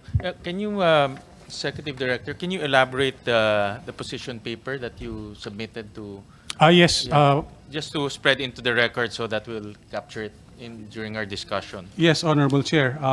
The DOJ IACAT already submitted its position paper to the House of Representatives through the Committee on Games and Amusement as regards to the same subject matter as we are discussing in this hearing, Your Honor, on the possible banning of Philippine offshore gaming operations, or POGOs, or the internet gaming licensee in the Philippines. And to be consistent with that submission, Your Honor, we shall be submitting the same to this committee. Can you support the ban? Is that? Yes, the bills we support, subject also to further review of our department. We have the Office of the Chief State Counsel, our legal department, who reviews proposed bills as well, Honorable Chair. And conversely, it is the position also of the department that we also recognize the existence of legal POGOs operating that provides livelihood or work to our Filipino personnel, but we also take note the submission of our economic managers. We defer and we submit to their statements earlier from the DOF, NEDA, as well as PAGCOR, Your Honor. Thank you for that. Since we talked about livelihood, we'll go to Dole, who's here, and I think that's also a concern of many. Where's Dole? Ayan, sir. I think the concern of many will be the Filipinos who will be affected by the ban, no? If ever we will ban POGOs. But I want to show a slide, no? Slide 28. And this is the number of employees or the number of people working in the POGO industry based on DOLE submissions. And apparently, from the heydays of POGO in 2019, the number of people working in POGO was cut in half, from 118,000 to 57,000 or to 47,000 to date. And the distribution is equal, almost equal, 47% for foreigners and 52% for locals. But during the heydays, 82% were actually foreigners. So we're generating jobs not for our people but for foreigners. That's in 2019. Right now it's equal, and but then again, if you talk about industries, the ultimate goal is to generate all jobs for Filipinos, all jobs for our countrymen. And but in this particular case, half is generated to foreigners who are here in our country working. Nevertheless, we're very concerned with the 22,000 Filipinos working in the POGO industry. And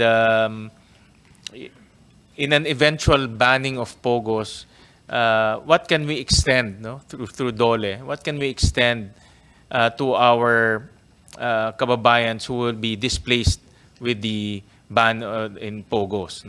So, and personally, I'm also very concerned with their situation. That's why in the bills that we are talking about right now, we will be putting some form of safety net in order to upskill, to reskill, in order for them to look for replacement jobs in an eventual banning of POGOs. But we want to hear from DOLE what are the programs that we can offer to our kababayans who will be displaced in an eventual ban of POGOs. Thank you very much, Mr. Chair. First, I would like to thank the chairman and the members of the committee for inviting the Department of Labor and Employment through our Secretary, Honorable Bienvenido Leguisma, in this particular hearing on the banning of online gambling. We in the Department of Labor and Employment would like to express our support to the Honorable Chair for the enactment of these three bills pending. Now, insofar as we would like to inform the Honorable Body that insofar as the gainful employment of the foreign national, it is being regulated by the department under our labor code of the Philippines and its issuances. Again, we are willing and able to extend our technical inputs in the event that these three bills will be enacted. Now, insofar as the displaced, the eventuality where the employees, workers will be displaced from out of the banning of this online gaming. We in the Department of Labor and Employment is ready to provide them with our programs. One, our facilitation program. We can train them, reskill or upskill them. Then we can provide them with a livelihood program that we have, and then we can also provide them with emergency employment in the event that they will be displaced. We have TUPAD program that is catered to any displaced worker, any displaced or vulnerable worker. That's all, sir. And we have funds for that, USEC? Yes, Mr. Chair. Okay. We have funds for that, and that is actually intended for the displaced workers in the event that they will be considered as displaced. Do you have any skills mapping of these Filipinos working in POGOs? For example, what type of jobs are they into right now? What type of skills do they have, so that we can offer them upskilling and reskilling program, or we can transfer them to other similar industries? Do we have a skills profile or a job profile of this 22,000? We do not have a particular profile of their skills, but we can provide skills training, upscaling, and in the event that they will be displaced. Okay. Sir. And my staff just provided me for the TOPAD program. You have 28 billion pesos for 2024. So this is a fund that you can tap into in order for to address and to assist displaced workers. No? Yeah, but may I request from DOLE to come up with a skills mapping or a job mapping of this 22,000 Filipinos who are employed in POGOs? Yes, Mr. Chair. Actually, our regions, we have 16 regional offices. They are now undergoing the skills mapping on these POGOs that will be affected eventually by banning completely this gaming activity. They go to your. I'm sure. I'm sure DOLE has a mechanism just to profile. No, for example, are we talking about drivers? Are we talking about helpers? Are we talking about IT people? I would assume that a lot of these Filipinos working in POGOs are IT inclined, or they have some form of IT background. So, Some of them, Your Honor, but not all. Yep. Just submit to Yes, us a profile of the skills and the type of jobs that they are into right now in the POGO companies that they are working in. We will do that, Mr. Chair. Thank you. Thank you for that. We also invited Bureau of Immigration, another Mr. Chair, Yes. the DOF actually recognizes the potential impact, particularly on employment, due to a total ban, if ever, of the POGOs. If we may suggest for the consideration of the committee, if we can implement a phased-out banning of the POGO for the committee's consideration. Thank you.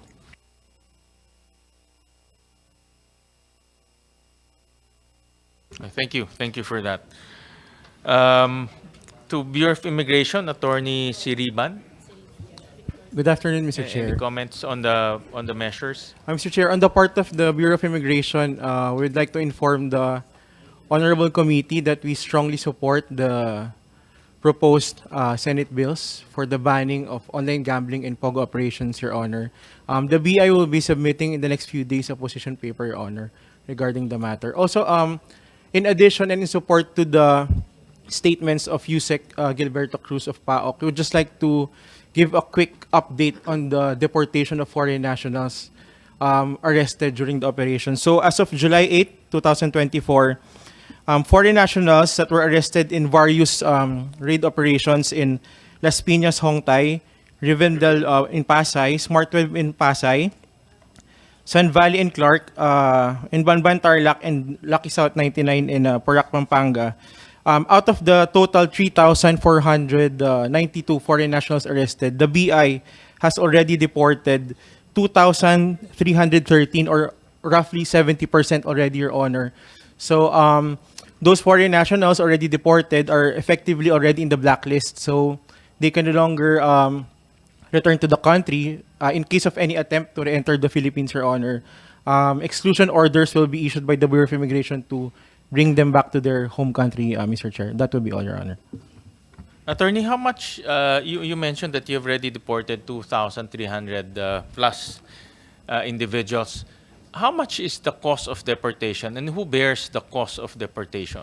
Actually, Your Honor, the the foreign national, or in this case, Your Honor, with the help of the PAOK, Your Honor, they are the only cost in deportation is the airline ticket, Your Honor. And they don't have to pay for any updating or extension fees in the BI, only the airline ticket, Your Honor. That's the only cost that we have to shoulder, and then we can already deport the foreign nationals, Your Honor. But before deporting them, how long does it take to deport? Because there's a process, diba? For example, if PAOK raids and apprehends or rescued foreign individuals, it's not automatic that they will be deported. There's a process to that. No? So how long does it take for an individual to be deported? And in the meantime that they're in the country, obviously we have to feed them, we have to attend to their medical needs. Who pays for those costs? Is it BI also, or which agency bears those costs? Your Honor, actually, it has been a challenge on the part of PAOK, Your Honor, because the legal custody of the foreign nationals arrested are with the BI. However, the physical custody are with PAOK. So they are the ones who, shoulder the food and other expenses, Your Honor. So on the part of the BI, from the time that they were referred to us, from the time of the arrest, it takes around a month or two, Your Honor, to prepare the necessary charge sheet and the deportation orders, Your Honor. So the only challenge of BI is sometimes the foreign nationals don't present their valid passports, which is a requirement in the eventual deportation. So we coordinate with the embassy, Your Honor, for the issuance of emergency travel documents, and with the help of PAOK, Your Honor, we procure airline tickets so that we can already deport them, Your Honor. So as of July 8, Your Honor, 70% has already been deported, Your Honor. How much is that? Do you have a figure for that? That 70%. How much did the government spend for the deportation? Well, Your Honor, with the airline ticket, usually it costs around one-way ticket to, for example, Your Honor, mainland China, around 15 to 20,000 pesos, Your Honor. So multiply it with the 2,313, Your Honor, that would be basically. And that doesn't include the 2 months stay. Diba? Yes, Your Just Honor, 1 to that does 2 months. not yet include the necessary food provisions and the lodging, Your Honor. So it really costs the government already. So my staff just told me that to deport that 2,300, 46 million. it's about 46 million pesos. Yes, Your Honor, around 46 million only for the airline ticket, but in addition to the food supplies and Yeah, other lodging necessary, so it will be added more, Your Honor. So it really costs the government to for them to stay here in the Philippines. All right. Thank you. Thank you for that. Thank you, Mr. Chair. We have also a resource person from the private sector who can enlighten us on the proposal. Mr. David Lichu, who's also was part of the previous hearings that we conducted, and I thank Mr. Lichu for his generosity in coming here and sharing his time with us. So, any comments, Mr. Lichu? I've read your report, and in the news you also made some comments on the overall property sector and the ban in POGOs. Before, no? I think during the initial phase of POGOs, the ban in POGOs definitely will have direct effect on the property market. I remember at one time during the heydays of POGOs, POGOs occupy about 45%, no, more or less, of the commercial leasable space in our country. But we also saw a different trend after the pandemic. They were building their own facilities already. No, as case in point will be in Porac and in Bamban. So we would like to be enlightened by your expert opinion on how a ban in POGOs will affect the property market. Will it still affect the property market, considering that they are shifting in terms of strategy? And any thoughts on the proposals to ban POGOs and also online gaming? No? Well, thank you very much for having me over, Senator Gatchalian, and good afternoon to everyone. So, first of all, I'd like to say that it's lamentable that we have all these problems, all these social problems that is really causing us to totally ban this industry. I for one think that we are doing so at the expense of the ones that are complying with the law, because not all the POGOs are defiant or in violation. But if it is the best for the country, then I suppose the only appeal is to be able to do that in a phased manner. Not so much for the property sector anymore, but mainly for the people who will lose their jobs. You mentioned drivers and maids. Well, those drivers and maids are paid 3 to 4 times what the local will pay, and for those people, they are becoming more prosperous than they were prior to the POGO sector. When I first went to Cagayan Export Processing Zone, where it was a hub for POGOs many years ago, many of the locals there said that prior to the POGO's arrival there, they just fed off the sea. And so if the weather was bad, they starved. And because of the POGO, there was a level of economic activity that made them quite able to meet their needs.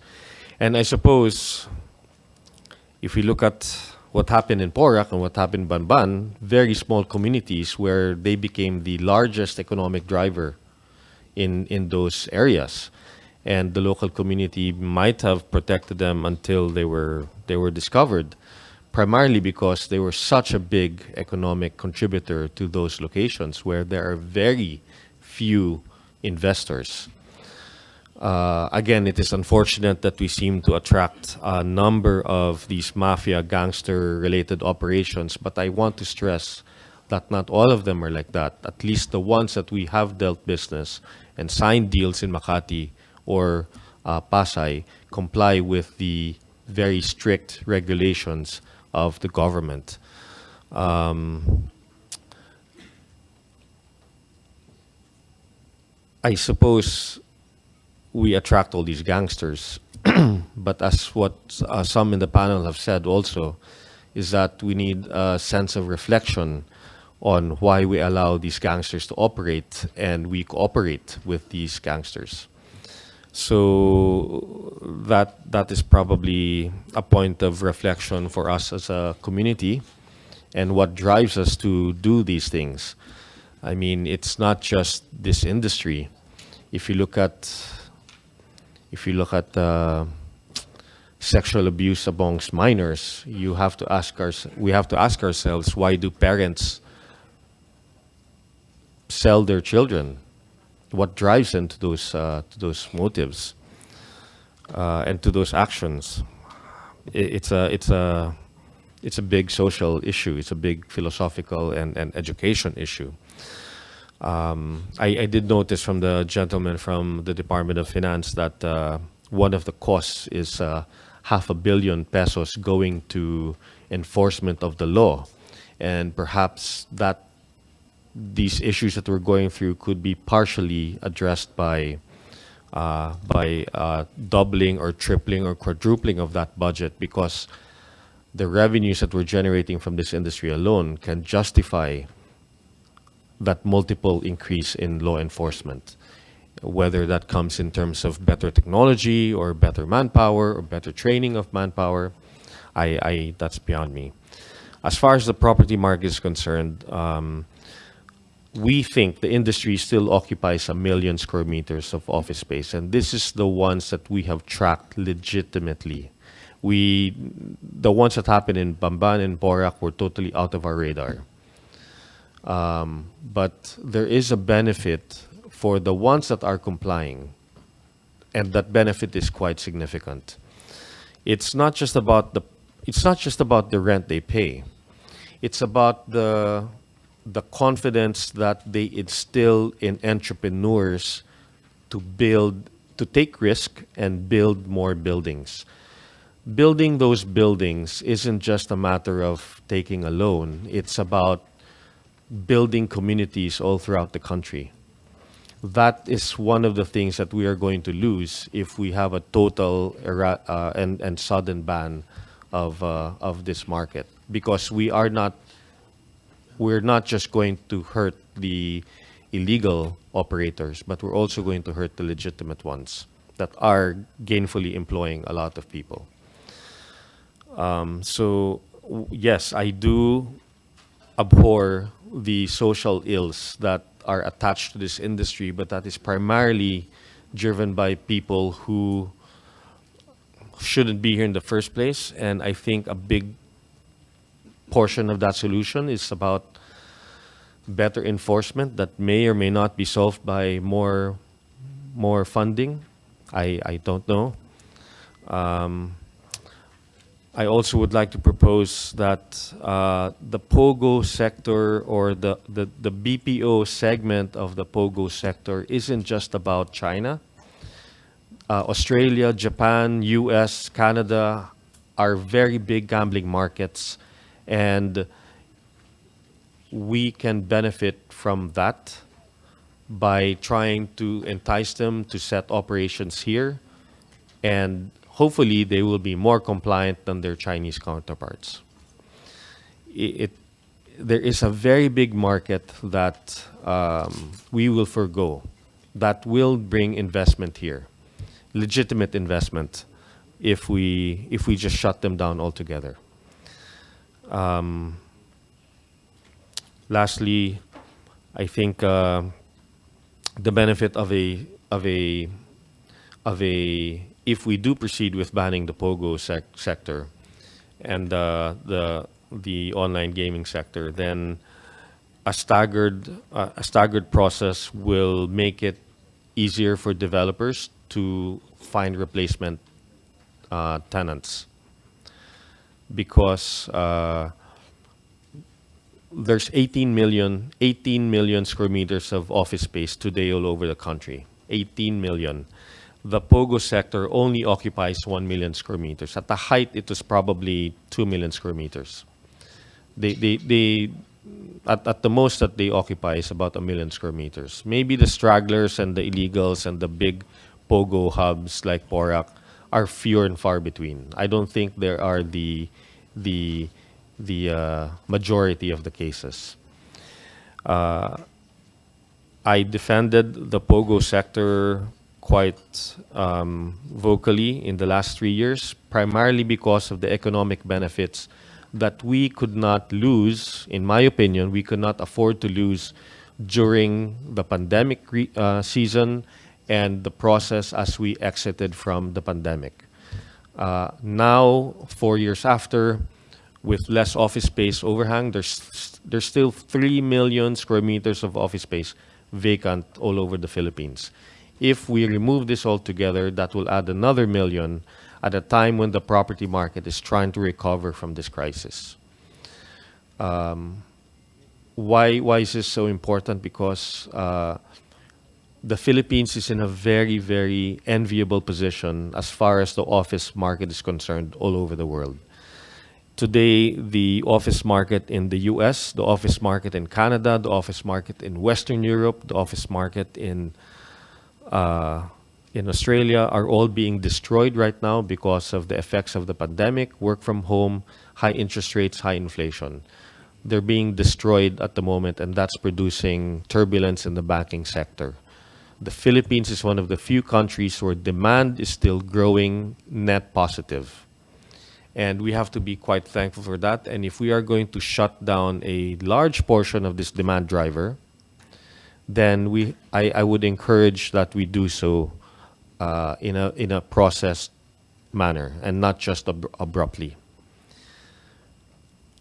I don't think that shutting this sector will dramatically and negatively impact the property sector, and I don't think that will lead to anything larger that will impact the banking sector, unlike what we're seeing in most parts of the world. But we also have to appreciate what we actually are enjoying from this segment of the market. And again, I say that as I abhor the social ills that a number of illegal operators are doing. And again, I would rather that we try to find a balance there. But I do agree that if we cannot seem to regulate and enforce the law properly, then I guess the easy way out is just to ban the industry altogether. Thank you very much for that. Thank you. Mr. Lichu, you mentioned earlier there's still existing POGO companies leasing space of about 1 million square meters. Is that correct? More or less, sir. We think it's at least 700,000 square meters, so as much as 1 million. In your observation, are they still expanding? Meaning, are they still leasing spaces? Yes. Are they contracting? A number have contracted. Some are expanding. Very few are expanding. And so I think net the industry is still shrinking. Okay. And then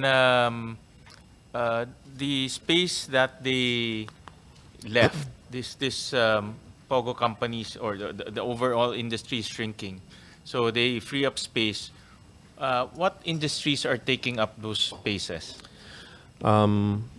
Because of the contraction of the POGO sector, the rents have fallen quite dramatically in the Bay Area, as an example, in this area, in where we are. And that's allowed government agencies to upgrade their offices. So the Department of Foreign Affairs, the Department of Trade and Industry, the NBI have all just taken brand new leases recently at quite preferential rates because of the cheaper rents, and it's allowed them to upgrade their offices to much better facilities. The other thing is some of these spaces are taken up by the BPO sector. The BPO sector still is the largest demand driver for office space. Do you think that prices have already fallen to a much more reasonable and acceptable level? Because during the past, especially in 2019, complaints were, I'm sure you've heard this, but there are a lot of complaints that because of the rapid expansion of POGOs, they took up a lot of the office spaces as well as residential spaces at a premium, because they can offer much higher rates, both for residential and for commercial. And it eventually pushed out small businesses as well as even legitimate big size businesses or businesses that who have been there for a long time. So I was looking at some of the reports, including your reports, that lease rates have fallen because a lot of them have left or are not expanding, but fallen to a point that it's reasonable for corporations to take up the space, and also, like you said, government agencies to expand their offices. So my question is, has it reached the equilibrium or has it reached the reasonable level in terms of lease prices? I think that it's always a balance between investors that are happy with rent and tenants that are willing to pay rent. I think we're beyond the point where it is reasonable for developers to keep building. So the rents fell because of two reasons. One is that the POGOs contracted dramatically during 2020 to today. But the second reason is the cheap money from all the QE that governments did all around the world brought interest rates to record lows, and that propelled developers of all kinds to develop office space, way too much office space for us to absorb. we predicted that to happen in 2016, but the POGO sector came in to sweep up all that vacant space. And so the process of this oversupply that we're going through right now actually was delayed by 4 years because of the POGO sector. So that's been a tremendous benefit, and that's why now that things are more stable, so we don't have 4 million, we now have only 3 million square meters of vacant office space. We're hoping that the demand from both the traditional businesses and the BPO sector will continue to absorb spaces. So rents should be a lot lower than they are today, but they are not because the developers continue to be resilient. If a crisis knocks down that resiliency, then you will see rents crash through the floor. But already, because of the low rents, it does not make it viable for developers to build more space. The confidence level of developers today is very low. That's why you see the pipeline of office and construction in general to drop in the next 5-7 years. So if we are trying to estimate the impact of this industry, we have to quantify and factor the amount of space that could have been built in many undeveloped areas but are not being built because of the low confidence levels of developers. And as a summary, that confidence level is because they are afraid about the demand, the uncertainty in demand, and second, the low rents because of the high vacancies. So these are the two things that we have to factor. Today, as rents are low, we probably have 3 to 5 years worth of vacant office space today. So it will take 3 to 5 years to achieve equilibrium in the office sector. Some districts faster than others. But what this will actually do is it will impair development of many places outside of Manila. And that's something that we can't quantify. Money that could have spilled over to the provinces are not going to happen. In case, I know that there's excess capacity right now. You mentioned about 3 million. In case, assuming we push through with the proposal to ban POGOs, and so the effect there is 1 million of space will now be freed up. Which industry can take up that 1 million plus 3 million? And I'm assuming that prices will further go down, obviously. No? Yes, sir.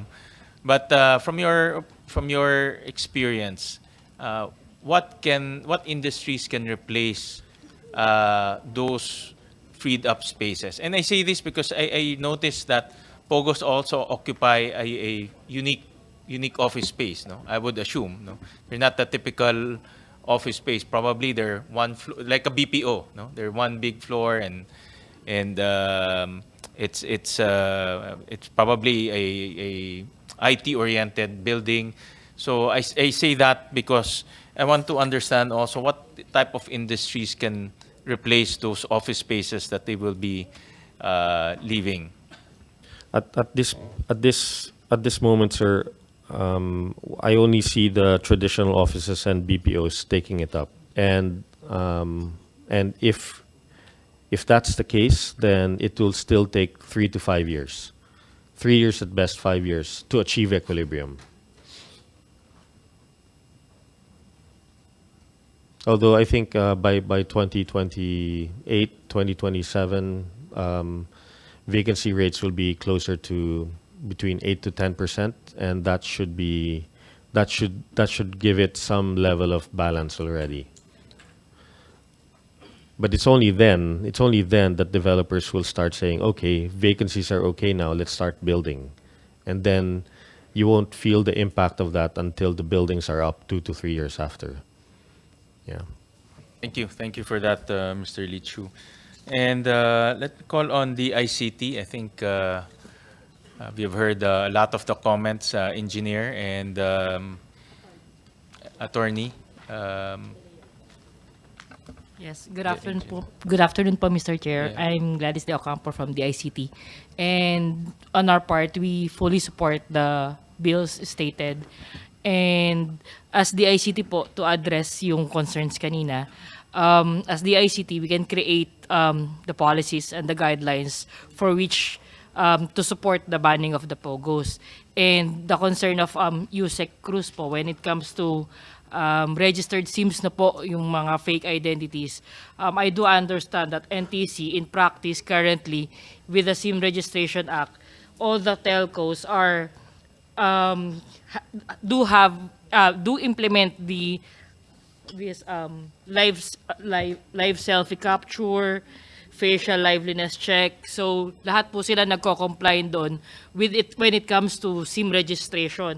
I think there are several pa. May facial recognition and matching pa po. And then optical character recognition. Of course, yung disabled stock photo upload. Yung mga pagka i-upload po yung nasa photo lang, hindi po pwede siya. Tama ba, sir? Attorney.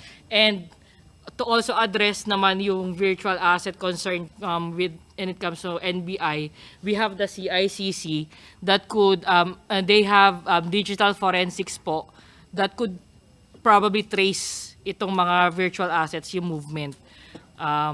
Yeah, like I mentioned earlier, as the ICT, we could create the guidelines. Currently po, we work with other agencies, no? When it comes to telcos, when it comes to SIM registration, we cascade with NTC. So when it comes to digital privacy, mga breaches po, we cascade with NPC. And when it becomes a cybercrime, so sa CICC po tayo. All others, syempre, I come from the Cybersecurity Bureau. Currently, we are coordinating with all agencies para sa kanilang computer emergency response team. If you're familiar with it, of course, we are also trying to draft yung Cybersecurity Act for protection naman po ng ating cyberspace. But among others, pagka po may concern si na agency when it comes to digital transformation or security on cyberspace, nakikipag-coordinate naman po. And we do assist with the creation of their guidelines specific to their offices. Yun po, sir.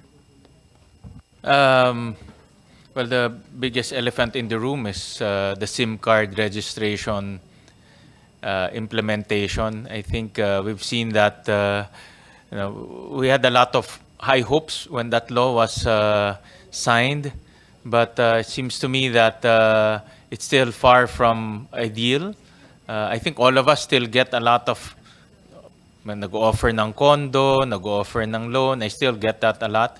But the most glaring violations were the ones discovered by PAOK during the raids. I'm sure you've seen it. No? And I've seen it personally. So what can we do to stop? You mentioned some safeguards, no, that are being implemented. But have you reviewed whether the telcos have actually implemented those safeguards and have actually only registered legitimate persons? If I may, Mr. Chair, i-refer ko na lang po sa ating NTC representative po. Sige, go ahead. Kay Attorney Castel. Attorney Castelar. po. Good afternoon. Good afternoon, Mr. Chair.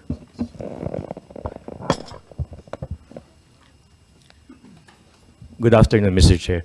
In 2023, NTC issued Memorandum Order 10-9-2023 and directed the telcos to adopt the latest technologies in their SIM registration platform.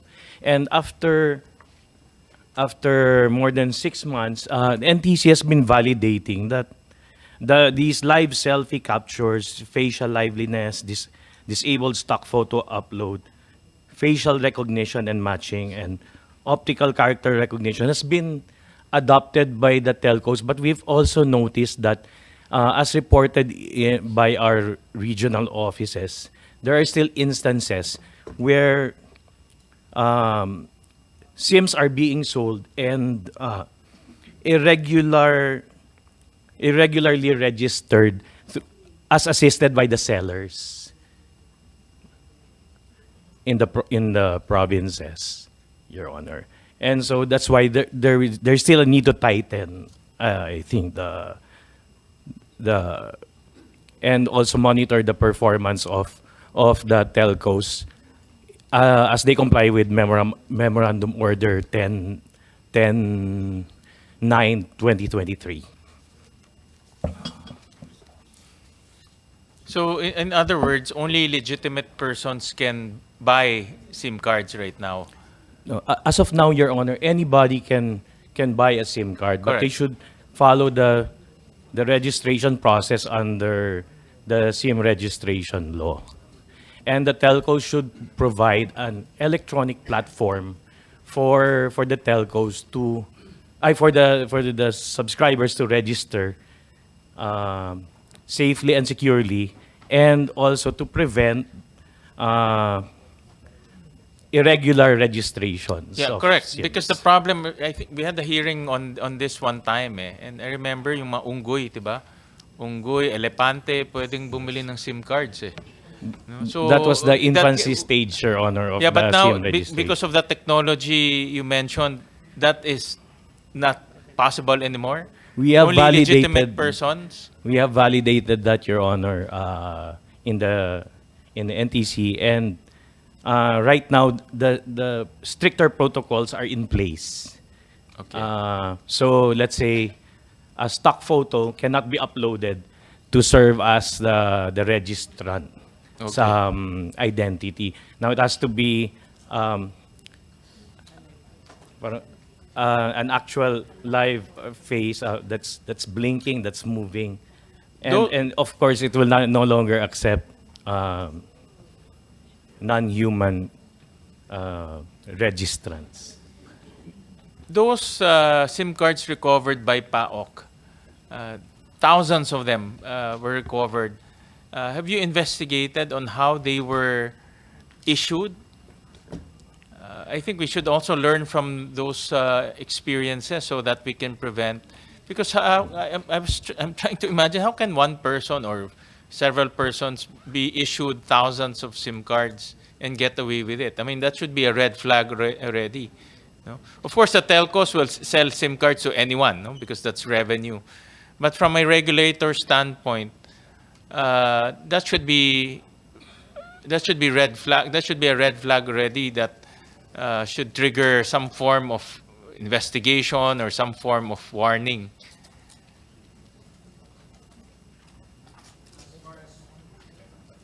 As we have observed, Your Honor, Mr. Chair, based on several meetings with the telcos and seeking their inputs on the findings of the PAOK and other agencies, we have determined that the so-called pre-registered SIMs are actually irregularly registered SIMs,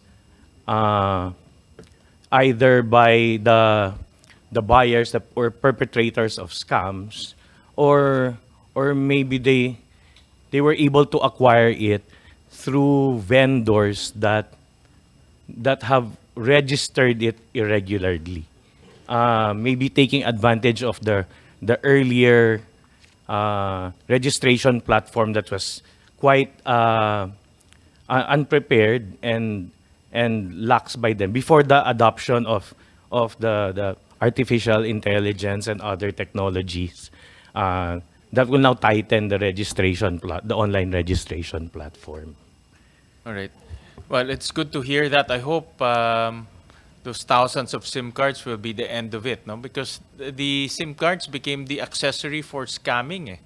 That's the choice of weapon, no, to scam individuals, no? And we've seen that on the ground, no? And that's why we have to learn from that experience. No? Hopefully, the technologies that you mentioned will put an end to this type of criminal activities. No? Hopefully. Now, I also heard from Engineer Ocampo that you support the bill. Diba? And the bill calls for banning of online games. No? online gaming, Yes, Your including offshore and domestic taking of bets. Now, earlier during the discussion with PAGCOR, shutting down websites is a very complex activity. It's para siyang cat and mouse. It's a cat and mouse activity. And of course, the government agencies rely on DICT for this. I don't think PAGCOR or any government agency can do it on their own. They have to go through DICT, as I understand it. Can we do it?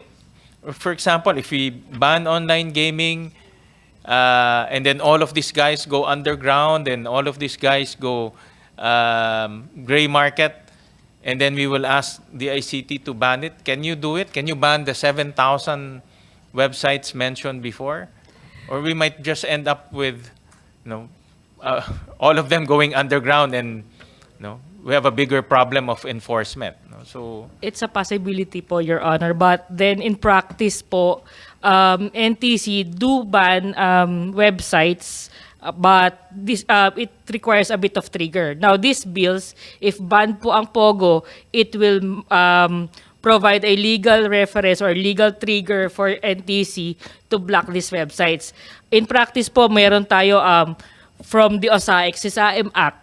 So, pagka po meron child pornography, i-request po or ikakascade kay isisend kay DICT for blocking dahil po merong na-prove na crime na nagawa si website. So, ikakascade po namin kay NTC. So, si NTC po mag-issue ng memorandum kay ISP to block this website. So, we have also yung anti-voyeurism, and then yun po. So that's the process that we do in lack thereof ng mandate ni DICT na mag-block directly.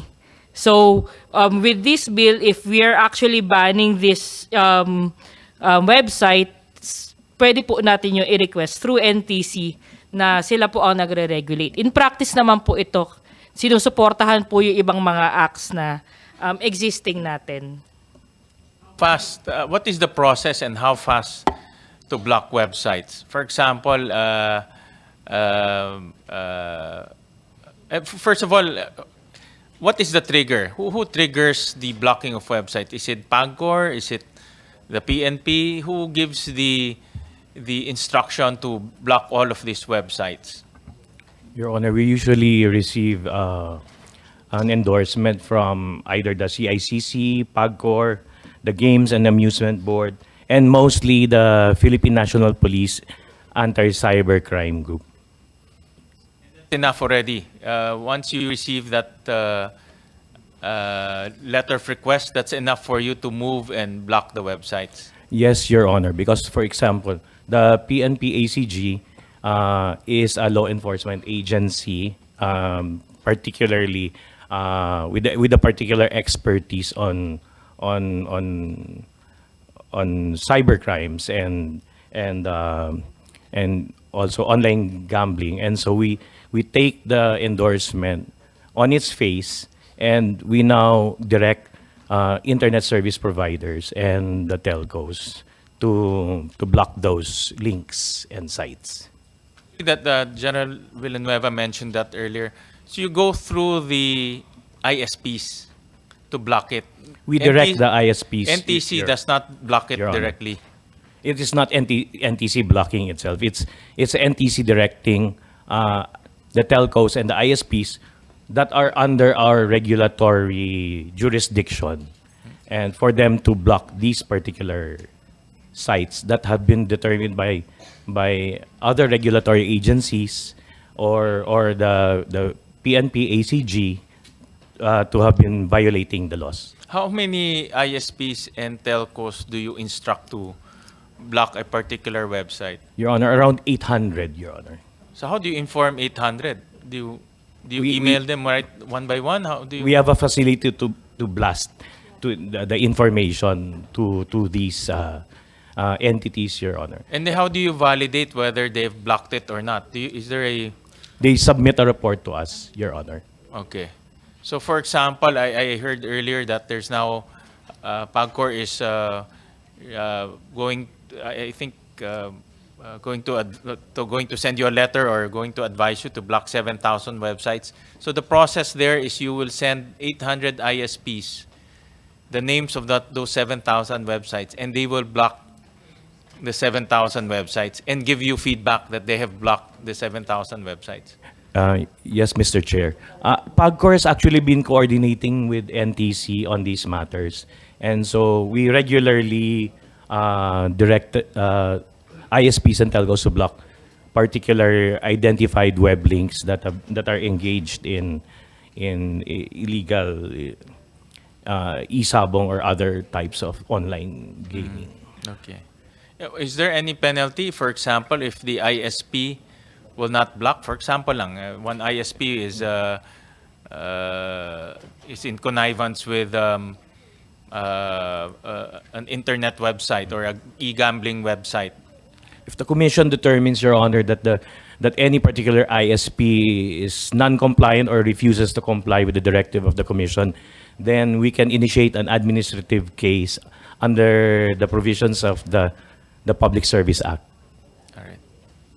Thank you. Thank you for that feedback. Since we're talking about on e-gaming, I would like to ask PAGCOR, how many people are employed by e-gaming? Do we have that number? For example, in POGOs, there are about 42,000, of which 22 are Filipinos, 20,000 are foreigners. In e-gaming, how many employees or how many people are working in e-gaming? Well, just an estimate. With our licensees, I'm just getting the number now. It's about 100,000. 100,000, more or less. This includes the brick and mortar already, and then, Mr. Chairman, I want you to know that the big integrated resorts, are also now setting up, and some have already set up their respective online gaming platforms, and in the proposals that we have approved, they are really going to heavily employ Filipinos. In fact, one big IR is using, if I'm not mistaken, close to 3,000 or 5,000 square meters to be able to start running their online gaming business. So aside from the brick and mortar and our licensees, I want to emphasize, Mr. Chairman, that the land-based casinos are already not only preparing, but they're starting already their own online gaming businesses. As maybe you have read, major land-based casinos all over the world have already started setting up their online gaming businesses. And recently, I had read a report on online gaming. There are about 10 big countries that have opened up their jurisdictions for online gaming. To cite a few, you have Mexico, Italy, of course, US and Canada, Germany, Brazil. So in line, if I may just say this, in line with what Mr. Lee Chu had said earlier, part of the, balik lang po tayo sa POGO, segue lang po sa POGO, Mr. Chairman. I had mentioned this in the last hearing. In my administration, we have created the SBPO for the different online gaming companies worldwide. And so far, Mr. Chairman, we have already licensed 10. And we still have many applicants. And maybe I just want to echo what Mr. Licho had said earlier. This is a very big opportunity for us. Unfortunately, the illegals are really lording in sense of creating all this sensational news. I totally understand the criminal activities that they are doing. Definitely, even PAGCOR condemns all. But all I'm saying is that there is a big segment now, and I don't think in the numbers of DOLE that were presented earlier, that is included already. And in our database, is close to another 10,000. Employed po, Mr. Chairman, dito sa special BPO na tinatawag ng PAGCOR. And they are servicing clients in the different jurisdictions all over the world. And they are basically the customer service agents. So, for example, a big company in Mexico will contact a BPO in Manila. And that BPO will set up their division to cater to the customer service needs of that online gaming or even land-based gaming company in another country.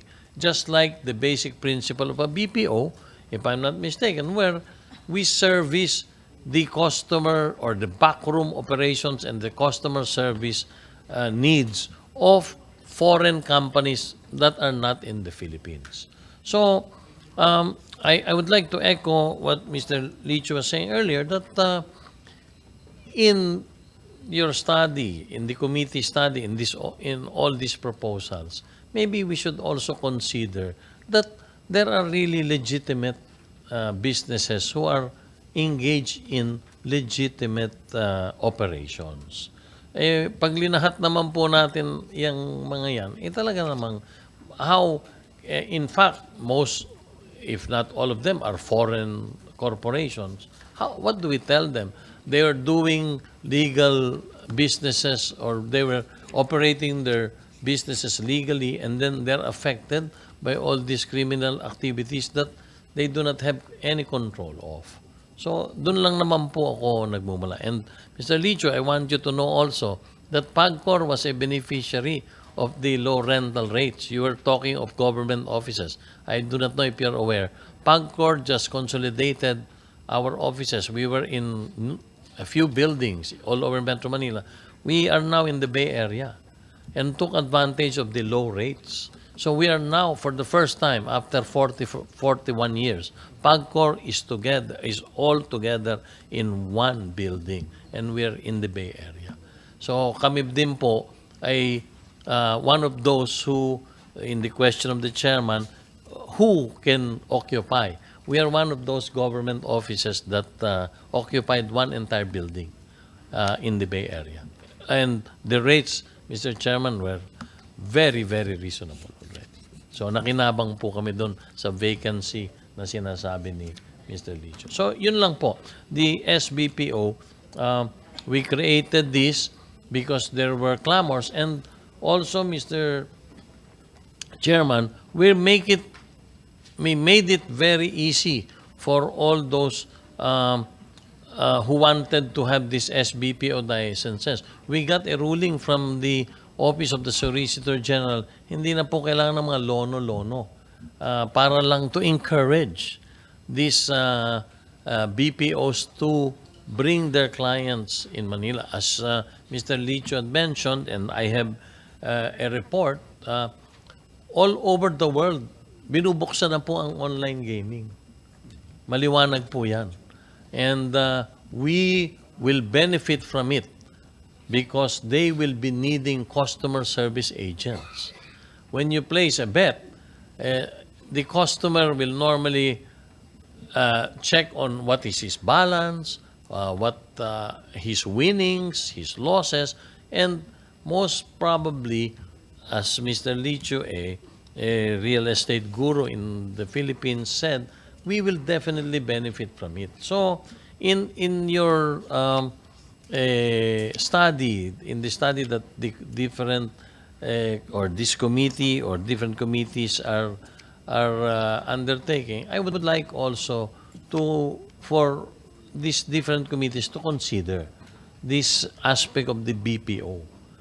Kasi earlier, I also heard you asking if the other BPOs can also take up that 3 million square meters of vacant space right now, I would just like to emphasize, Mr. Chairman, that PAGCOR has this new SBPO license that we have issued. We started this during my time, 2023 po, nung inumpisa namin. And we have been successful, and we have 10 companies now registered, Mr. Chairman. And we have now calls and from people who are or companies who are interested about this special BPO license that PAGCOR has started to give out. Thank you. And the SBPO caters to gaming companies. Yes, Mr. Chairman, gaming companies who are abroad. We can give you a list of these companies. In fact, I just do not know. There are known BPO companies in Manila. So, what happens is they service the needs of the gaming companies outside the Philippines. Balik lang ako, Chairman, dun sa employees. No? You said in the e-gaming, and you said there are 100,000 employees being employed right now? It is being confirmed by Attorney Luglug, the head of the electronic gaming. There are about 100,000. How many are Filipinos? How many are foreigners? Oh, most of them are Filipinos. How many percent? 90% are Filipinos. Okay. Yun po gusto natin liwan. Dito po kasi hindi kailangan ng foreign speaking masyado. So 90% po ay Filipinos. So the ratio is 9 out of 10 are Filipinos. How about in this SBPO? All Filipinos po. All Filipinos. Because they're considered, Mr. Chairman, as a BPO. So para po, so siguro there are a few supervisors, but generally speaking, more 90% at the very least are Filipinos also.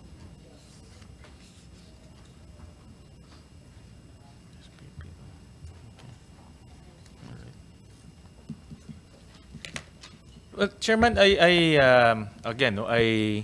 go back to the original intention of the authors to ban online gaming. I think everyone now, including myself, have pretty good understanding of this online gaming. To be honest about it, this past few years, the highlight was on POGOs. Little is known with this online gaming. But the online gaming, as we understand it, employs 100,000 people, 90% of which are Filipinos, generates about... This year, we're expecting anywhere between 38 to 42 billion pesos po. Sa amin lang po yun, Mr. Chairman, sa PAGCOR, based on the license fees that we have. By the way, we have brought down our license fees already, and we're at par with the different jurisdictions around the world. In BIR, do we have the tax collection for e-gaming? Mr. Chair, we're currently extracting the data for e-gaming in general. Unfortunately, as compared to POGOs, it isn't as regularly monitored. But we will produce that and we'll submit to the committee. Just submit it to us, no? As soon as you have the data and also the list of corporations or the entities, not the list of corporations, but the entities. Just submit to us the total collection from e-gaming entities. No? Will do pa. All right, thank you. Actually, Mr. Chairman, the intention really is to curb social ills by online gaming. Particularly, we had malaki kasi yung phobia na nangyari sa E-Sabong. I think E-Sabong really created a lot of negative perceptions on e-gaming, no? Especially when that 40 Sabongeros disappeared, and then mentioned by General tataka that some of our men in uniform, including probably government employees, are gambling through online gaming. That's why ako personally, any talk of reviving E-Sabong, I will be against it, no? Because I've seen the damage that it has done to our society. I've seen it, no? High school students in our community betting on E-Sabong during the pandemic. Kasi admittedly, during the pandemic, everyone was hooked online, no? So I've seen that personally, and I will really be against any talk of reviving E-Sabong. Now, we still have a lot of things to do in terms of regulation, no, on online gaming. And I'll show a video. Kasi I saw in your guidelines that, tama po ba, Chairman, only 21 years old can bet? Yung pong KYC is dapat 21 years old. KYC is 21 years old? Yes. And then no government employee? Well, yung pong no government employee is for land-based casinos, and I suppose it's for everywhere, no? But wala pong specific rule doon sa online game. And that is the problem, no? Because nga... bawal din po pala, sorry. Maski po, I'm sorry. I saw in the guidelines, bawal. I'm sorry. 21 years old, no government employee, and dapat po lumusot doon sa KYC. Oo. I asked my staff to open an account in one of the e-gaming, just to test the age, and also ito government employee to, no, and even the name, no. So we tested it. Yan, ito, paki-play lang, no? So medyo mabilis lang.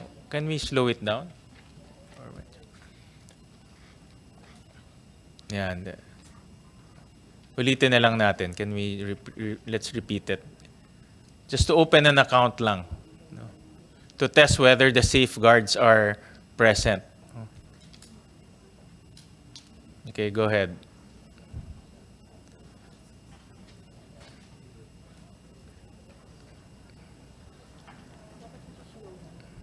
Medyo mabilis, ano? Hold on, Yeah, can we let's play na lang the original kasi that one is fast, So anyways, before my staff's preparing, we wanted to test whether only 21 years old can bet, only non-government employees can register, and legitimate persons, no? Obviously, if you can hide your identity, that's also another problem, no? So we'll show the video later on, but before that, I'll go to DOF first, no, while my staff is preparing the data. To the DOF, I know that DOF is very strict with revenue collection, Asek Carlo. If we ban POGO, I'll go back to POGOs, no? If we ban POGOs, there will be a 10 billion peso dent on our recovery of revenues, or in the collection of revenues.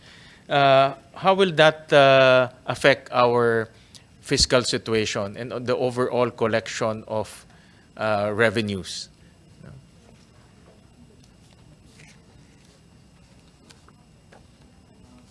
Mr. Chair, a 10 billion decrease in revenue is less than 0.1% of GDP. But again, what we did here is we're comparing the economic benefits and economic cost, just like what we do in the provision of incentives. We take a look at the total picture and see if the benefits are greater than the cost. So again, it's 10 billion, but in terms of as percent of GDP, it's less than 0.1% of GDP. But in terms of revenue collection, will it be a substantial reduction in our government tax collection?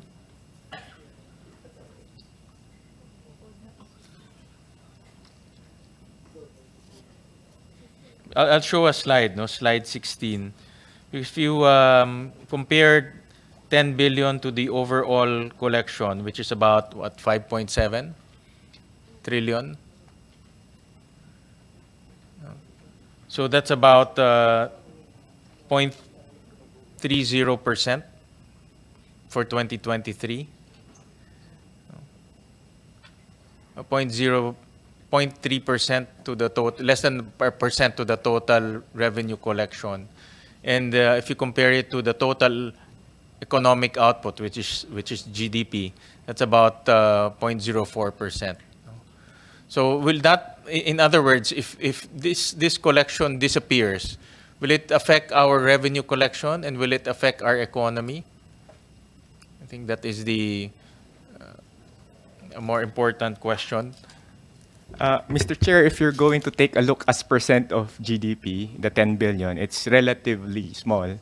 But again, given our current situation that our debt to GDP ratio is still relatively high, every peso counts. But definitely, what we did is, again, we compared the total costs and benefits, and then our recommendation is based on that. So we're willing to forego the revenues as long as the benefits in the short or medium term will be higher than the potential cost of continuous operation of POGOs. Thank you for that. So in other words, looking at the much bigger picture, it's generating negative effects using the cost-benefit analysis.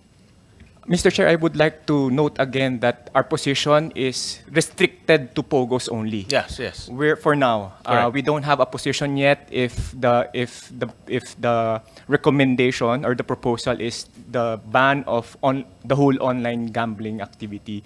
Definitely, if you take a look at the revenues of PAGCOR, online gaming is around 30% of their revenues compared to POGOs is only around 3% or 4%.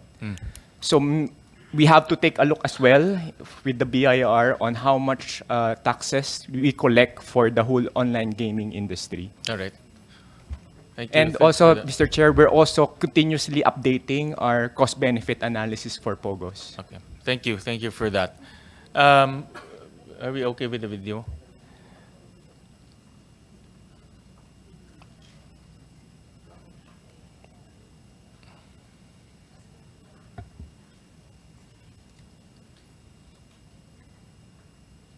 And so again, we asked our staff to go online and open an account with a gaming app.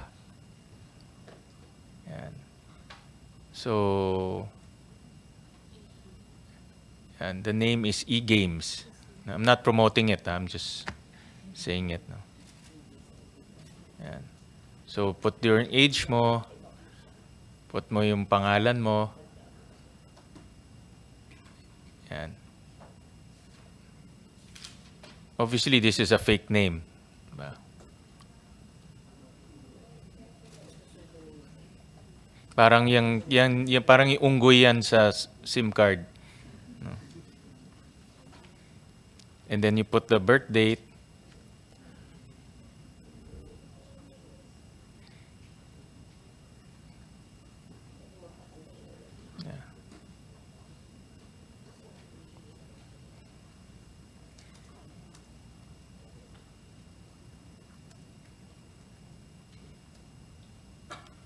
And you put the address, and then my OTP to validate if you're a real person or someone who has a cell phone.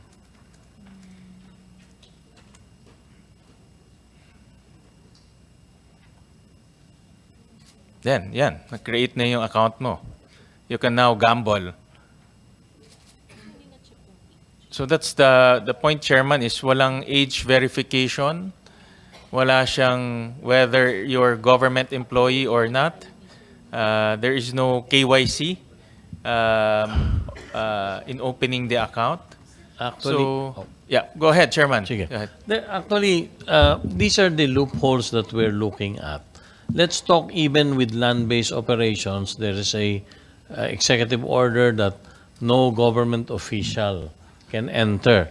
With the millions of or millions of civil servants in the Philippines, talaga pong hirap din ano. Pero, Chairman, I want you to know, ang catch po dito, pag may nag-tip, if you are trying to encash your winnings, there is where verification comes in. In fact, we have thousands of cases wherein under my administration, under my watch, elected officials po, as high as, hindi ko na babanggitin, nahuhuli po, hindi makapag-withdraw, they win the jackpot, they want to withdraw their winnings. We do not allow that. And that happens. Now, with regard to, balik naman po tayo sa online gaming, it's the same process. Bawal din po ang civil servant. Bawal din po ang 21 years and below. But as I said, these are independent platforms, but ganun din po ang sistema namin. And we can send you a report, Mr. Chairman, na madami po kaming hindi na rin pinayagang mag-withdraw just to make it known to them that they were illegally registered. Meaning, they may tools to enhance KYCs. There are, in fact, meron showing PAGCOR new tools to enhance KYCs. There are, in fact, meron na po doon kasama yung self-inclusion. Ikaw na mismo, you already feel that you're hopeless or addicted to gaming. You can already press a button and automatic, the whole system will never allow you to register or never allow you to play again. No? So these are the modern tools. Chairman, as you very well know, the process of technology talaga evolves. So, as I said, hindi ko po kinukontra yung taga-NTC at DICT. Yung sinabi ni Chairman kanina na susulat kami, hindi po. Nakasulat na po kami sa loob ng halos 2 taon po ako nandun, 7,747 na po yung cases na nadala namin sa inyo. And sa amin pong record, malaki pong in-improve. From 62%, ngayon po 74% na po ang inyong nabla-block na website. So, gusto ko lang, I'm not defending the system, Chairman, but I think it will have to, as each day passes, and we just have to continuously monitor and continuously see what improvements we can do. Because really, it's a IT is truly complicated. That much I can say up to this very point in time, Mr. Chairman. Thank you for that feedback, Chairman. The point there, Chairman, is the authors of the bill feels that the social ills of online gambling is much more easily accessible to anyone, no? Because of the convenience of the internet. And we all know that the internet is a wonderful thing, no? Wonderful technology, but it also has downsides. And one of which is, it's so convenient to open an account, so convenient to lie, to fake, and that creates problems with our society, particularly people working in government, the police force, men in uniform, and that's what we are trying to avoid, no? And we just want to demonstrate this because that's precisely what our senators want to avoid. Now, that's why I'm trying to understand this business and trying to understand this business model.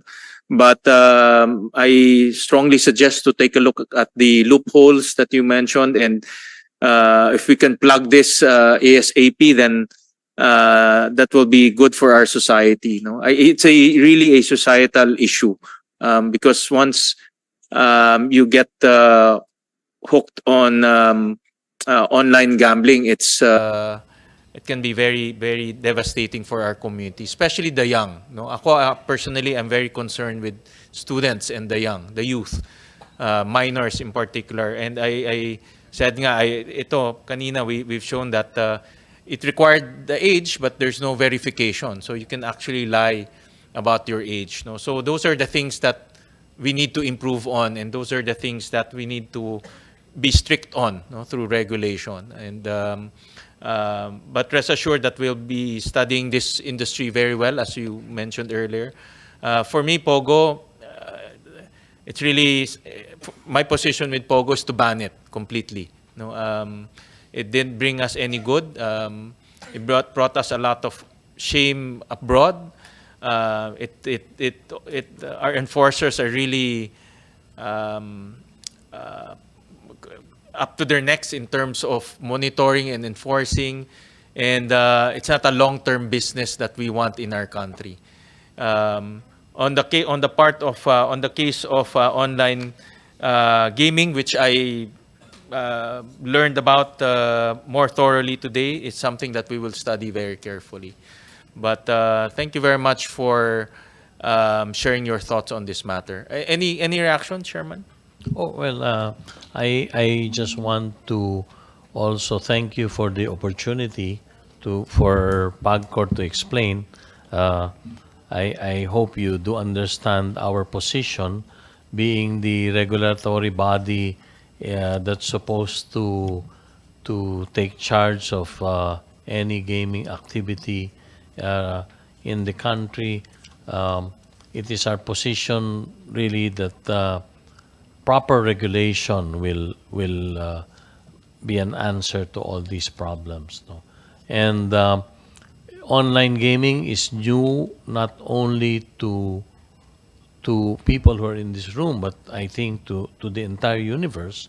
And I know it will take some time, but I am one with you, Chairman, and the senators who have proposed is that stricter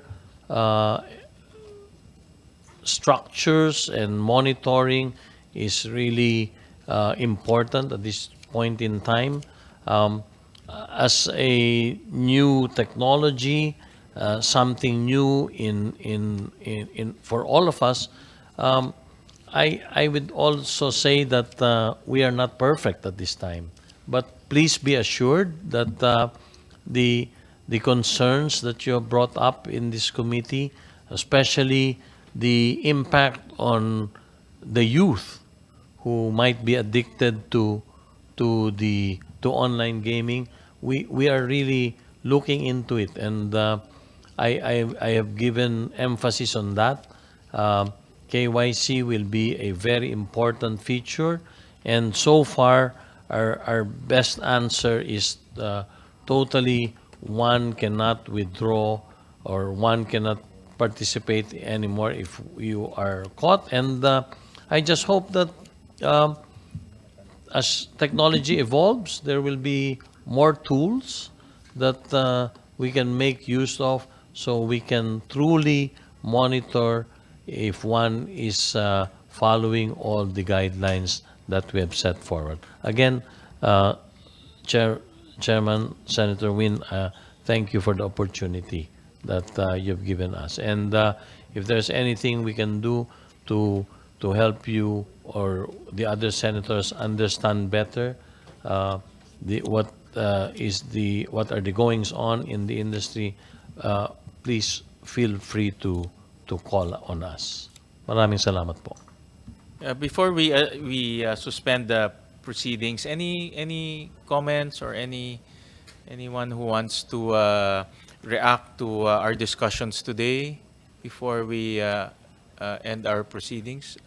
Yes, go ahead, Attorney. Good afternoon, Mr. Chairman. Good afternoon, everyone. On the part of APECO, we would like to support the move of our legislature to totally ban POGO, including online gaming. In fact, it is the general position of APECO to strongly support any effort to prohibit online gaming in the Philippines and stop the proliferation of Philippine offshore gaming operations.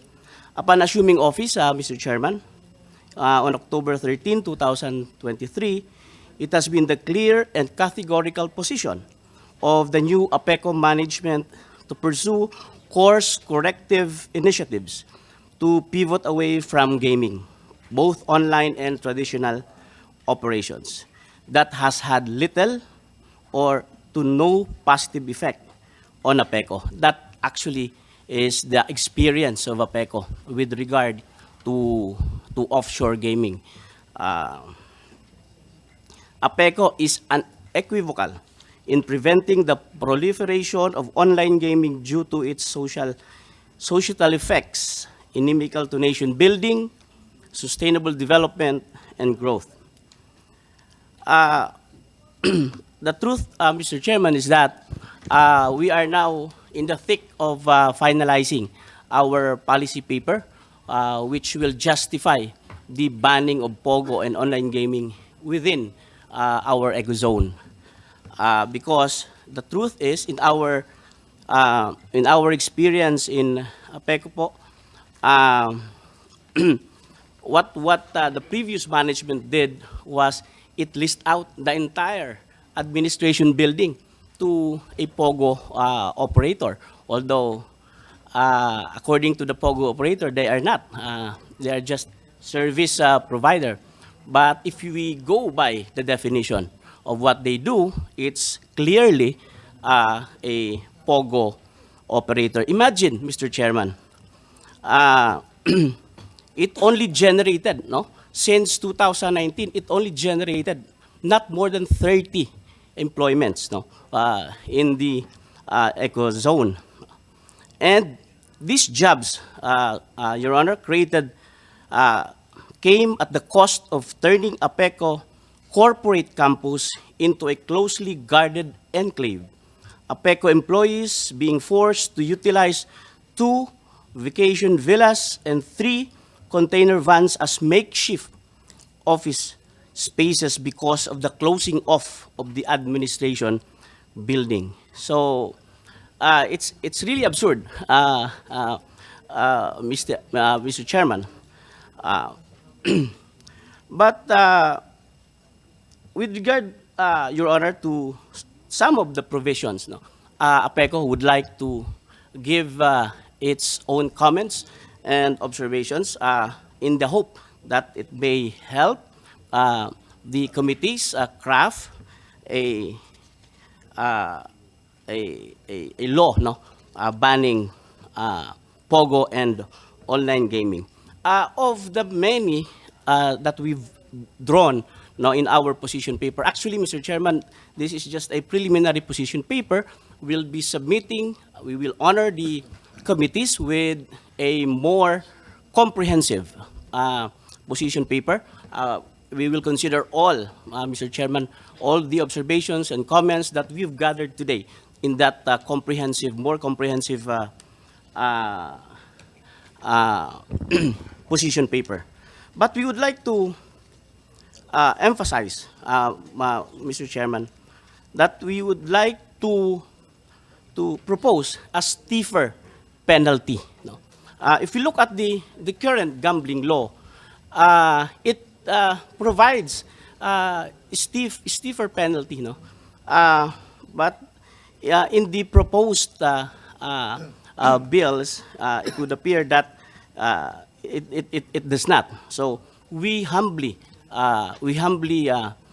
propose that we at least, Mr. Chairman, at least 6 years and 1 day to 14 years, no, depending on the violation. And not only that, Mr. Chairman, if we look closely at the provisions, we would like to propose that those who will be held liable be expanded, no, not limited to the bettors or the operators. We all know that the gaming, the POGO operation, would also depend on other actors, no, like the designers of the applications in the platform, personnel who maintain the computer systems, who provide other services to ensure that gambling platform remain active.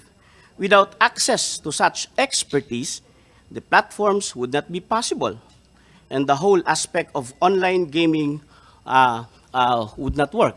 It might even include lawyers, no, like myself, who help in the incorporation of POGO operators. So these are the two, Mr. Chairman, important observations and comments that we would like to put forth, and we will submit a more comprehensive position paper, Your Honor, please. Thank you po. Thank you. Thank you for that. And yes, please submit to us your position paper on or before July 22 to everyone who wishes to submit to us a position paper. Any Yes, more comments before we? Yes, go ahead. Good afternoon, Mr. Chairman. I'm Attorney Percival Peralta from the Authority of Freeport Area of Bataan.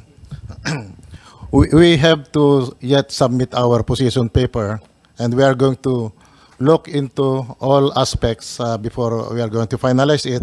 But since APAB is also an investment promotion agency, just like CESA, just like APECO, we consider we have an authority under our charter, Mr. Chair, to also issue licenses on gaming as well as BPOs, among others. Now, in our area of jurisdiction, we have not experienced yet, or there was no report insofar as criminalities are concerned. I was also before an officer of CESA way back a few years ago. And also, as was also mentioned by Mr. Lichu, that fishermen or other local residents in the area who were unemployed, when they were employed in the gaming industry as either as a BPO or in the gaming activities itself, their lives improved. They were able to send their children to school. They have full meals, morning, lunch, and also dinner or supper. Now, as I've said, lives were improved. Just like in other localities, also in APAB, we could proudly say that right now, as the data would reveal, that the ratio between a worker, a foreign worker, and a local worker in POGO or in BPO is something like 90% Filipinos and 10% local, or even at 10% foreigner, or even lower. That's why I would say that it's more on the regulation, it's more on the enforcement of peace and order, Mr. Chair, that matters here. Because we have to weigh, just like, for example, in the example that was presented a while ago, or the figure that was presented a while ago, when the income generated on POGO is something like 7 billion or 6 billion. Now, if you quantify under the POGO law, the minimum income, minimum tax per month per worker, foreign worker, is 12,500, or 25% of the gross salary within the month. So if there are 100,000 workers, foreign workers, that's already you can quantify that now into 12.5 billion a year. So there was already a misstatement or understatement of the figures that were presented in the screen. I was intently listening on the presentations made, and even I think the revenue generated as presented by the DOF is consistent with the PAGCOR. So as I've said earlier, we in our charter also have the authority to issue licenses, and we have just started to issue or approve application only for the master licensee. In APAB, we say master licensee, and which is an entity that helps APAB in the promotion, marketing, supervision, and monitoring of the activities of these companies. They're going to help us monitor in the performances, even the commitments, investment commitments. A master licensee, we require them to commit at least $100 million for a period of 10 years. Now, when we approve their application and at the time that they start to operate, we have to monitor that. One way of seeing to it that they have to comply with their commitments, because otherwise we're going to penalize them. It's also part of their commitment, and if they cannot meet, there is a corresponding penalty for that. And we keep on pushing them. We will be pushing them to comply, so that of course when they perform or comply with their commitment to invest in our area, the better that the economy of the localities within the APAB or our expanded jurisdictions will be improved. So we have a lot of points, Mr. Chair, to include in our position paper, and we thank you for also giving us this opportunity, Mr. Chair. Does AFAB have POGO or online gaming operators? Before the pandemic, Mr. Chair, I know that there were those who were granted the licenses, but before they started operation, they left already because of what happened, the pandemic restrictions. They were not able to bring in their ITs, so they were not able to start to operate. But there were those who were left. We have right now two BPOs only, but not as online gaming operators. Because I would say that there are two kinds of POGOs. One who are residing or located outside of the country, and there are those POGOs who are local, just like the one in Bamban or in Porac. Now, BPOs, they cater POGOs who are located within the country and POGOs located outside of the country. The two BPOs that we have, they cater they provide services to those who are located outside of the country. And I think that's one thing also that we have to look into. We will be requiring, we have to oblige our local service providers to encourage those located outside to also register here in the area or in the authority that issued them the license. Not only the BPO that must be registered, but also we have to require them to also register their principal, meaning the gaming operator whom they are catering their services. Thank you, Attorney Peralta. Any more comments or reactions? Hearing none. If you have any position paper that you want to submit to the committee, please submit it to us on or before July 22, and we'll be working on the proposed measures, but we will also study very carefully your comments and your reactions during these proceedings.